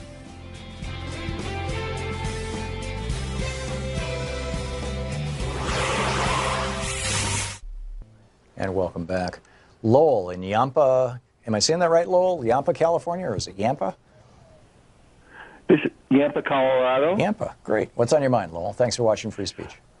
Oh, you're welcome. I enjoy your program. I was just thinking now might be a good time to attack the what I think is a fallacious paradigm of don't change leadership in the middle of the war. And the example I would point to that after Germany attacked Poland under Chamberlain, the UK declared war on Britain, and it wasn't until 8 months later that Winston Churchill became the prime minister. Wait a minute, you said the well for them. Hang on just a second. Lowell, I missed something. You said the UK declared war on Britain. They're the same thing. Oh, I mean, UK declared war on Germany. Oh, okay. Thank you. 8 months after, right after Poland invaded, and Chamberlain was still prime minister then. It wasn't until 8 months later that they put Winston Churchill in, and that worked really well for them, and that's just an example of changing leadership in the middle of the war. Yeah, it's certainly been done before, and the problem is the rally around effect. Chamberlain was so badly damaged by his peace for all times, the deal that he tried to cut with Rudolf Hess and with Hitler, that he just lost all credibility as prime minister, frankly. Which is what we have to do with Trump, is take away whatever credibility he has and put someone competent. Just to have that, I think that could be a deterrent for him doing something stupid, is having the zeitgeist, or whatever you call it, being, well, maybe it's not a bad idea to change leadership in a war. Yeah, I'm with you. Lowell, thank you for the call. That's all I had. Yeah, okay, thank you. Good to talk to you. Tyrone in Waynesville, North Carolina. Hey, Tyrone, what's up? Hi, Tom. I really enjoy your show. I learn a lot. Thank you. Listening to it. I wanted to address what you mentioned about is Trump trying to get us into a war. I think that is a distinct possibility, but one thing that perhaps they should all think long and hard about is, with the sophistication of the hackers that other governments have access to, can you be sure that they haven't hacked the guidance software for the missile, and after Mr. Trump pushes the button, the missile decides to turn and go to Washington? Oops. Well, there's good news and bad news on that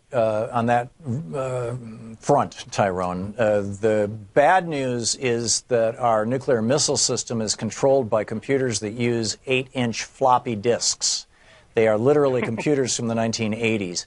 The good news is that most of those computers that use 8-inch floppy disks are not on the Internet.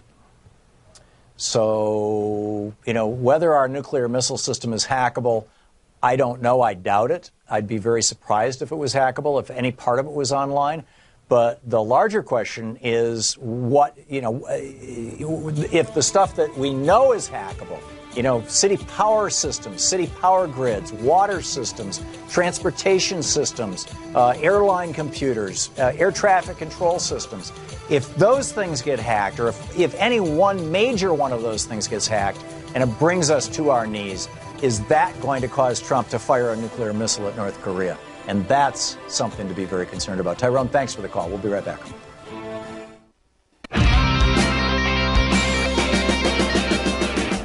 Welcome back. Thom Hartmann here with you. And let's see here. Marty in Independence, Missouri. It says you want to talk about judicial review. I'm not sure what that has to do with our concern about the wars and things. Is there a connection, Marty, that I'm missing? No, you're not, Tom. I wasn't sure when I called in if I could get in with what seems like almost a happy, benign subject compared to what we've been talking about here. Okay, well, today. let's do it for a minute or three here. What's up? Yeah, real quickly. I respect you totally. We're on the same page most of the time. I have a real point of dissension with you when it comes to judicial review. I've heard you over the years, and as a lawyer and doing some constitutional law practice, I've taken the time to kind of look at the subject matter a little more in depth because of you, and that's good. I'd love to change your mind. I obviously couldn't do it in a few minutes, nor would I try. I drafted up a 2 or 3 page letter with an article that I want to send you. I got an address from one of your staff at one time on Madison Avenue, and I will be glad to send it there to you if that's permissible, for starters. No, we don't. We don't give out our address and we don't get mail, but you're welcome to post things on our blogs at thomhartmann.com. But we can just talk about it right now.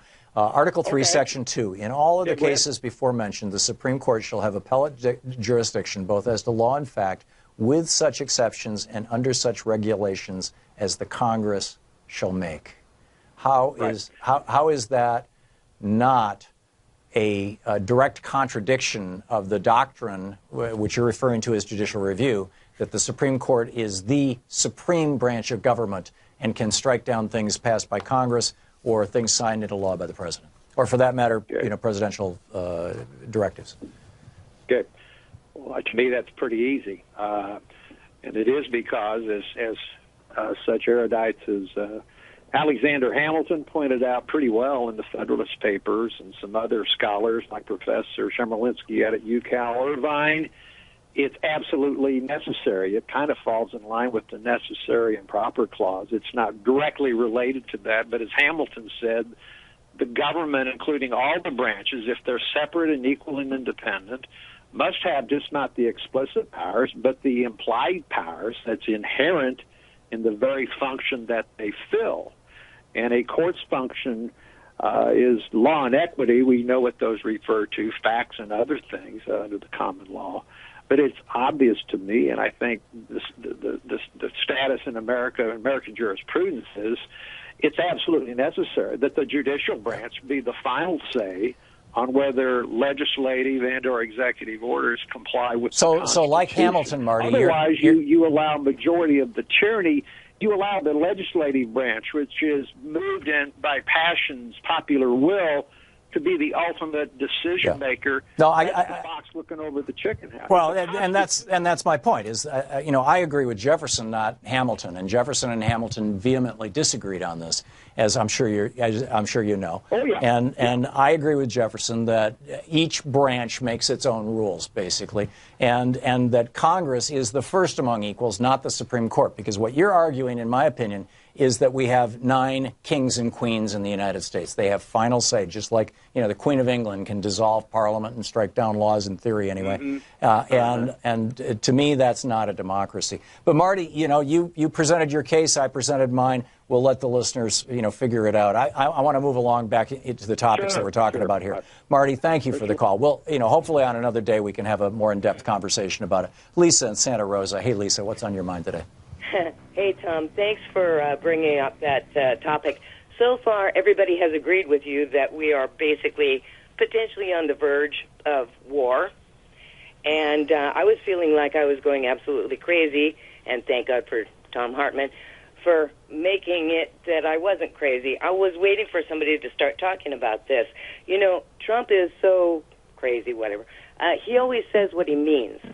And what he said recently is that whole thing about I'd be a friend of the North Korean, people if they, or I am, that whole stupid. I have a good relationship with Kim Jong-un, I think was the phrase, Well, the end of that sentence is what gives it away. And that was, if he chooses to do the correct thing, of course I'm, using my own words, if he chooses to be my friend and do things the way I want them to be done, everything would be fine and we would be friends. And the way he said it, he is just so easy. He is so easy, Tom. Just looking at him, you can tell what's going to happen, and I'm scared to death, basically. I am. I really am. This is one more. P.S., don't forget, you said Melania takes sleeping pills. I bet she does. No, I said Donald takes sleeping pills. I don't know if Melania does or not. But yeah, no, they said she did. Oh, they did? Yeah, okay. Yeah. Oh, in anyway, Michael Wolff's book. Yeah, I'm scared to death. Yeah. Well, let's not be scared. Let's get active and let's try to. Yeah, I'm always on the street too, though. Okay, thank you, Lisa. Yeah, Lisa, I got to run. Tom. Thanks for the call. But let's not be frightened and let's not be paralyzed by fear. That's the absolute worst thing that can happen. This is a moment when we need to, to use an old cliche, grab the bull by the horns or whatever. We need to be involved. This is not a time to passively sit around and go, oh my, it's, poor America, Donald is crazy. No, we need to do something about this. And that is, get out there, get active, tag, you're it. We'll see you tomorrow.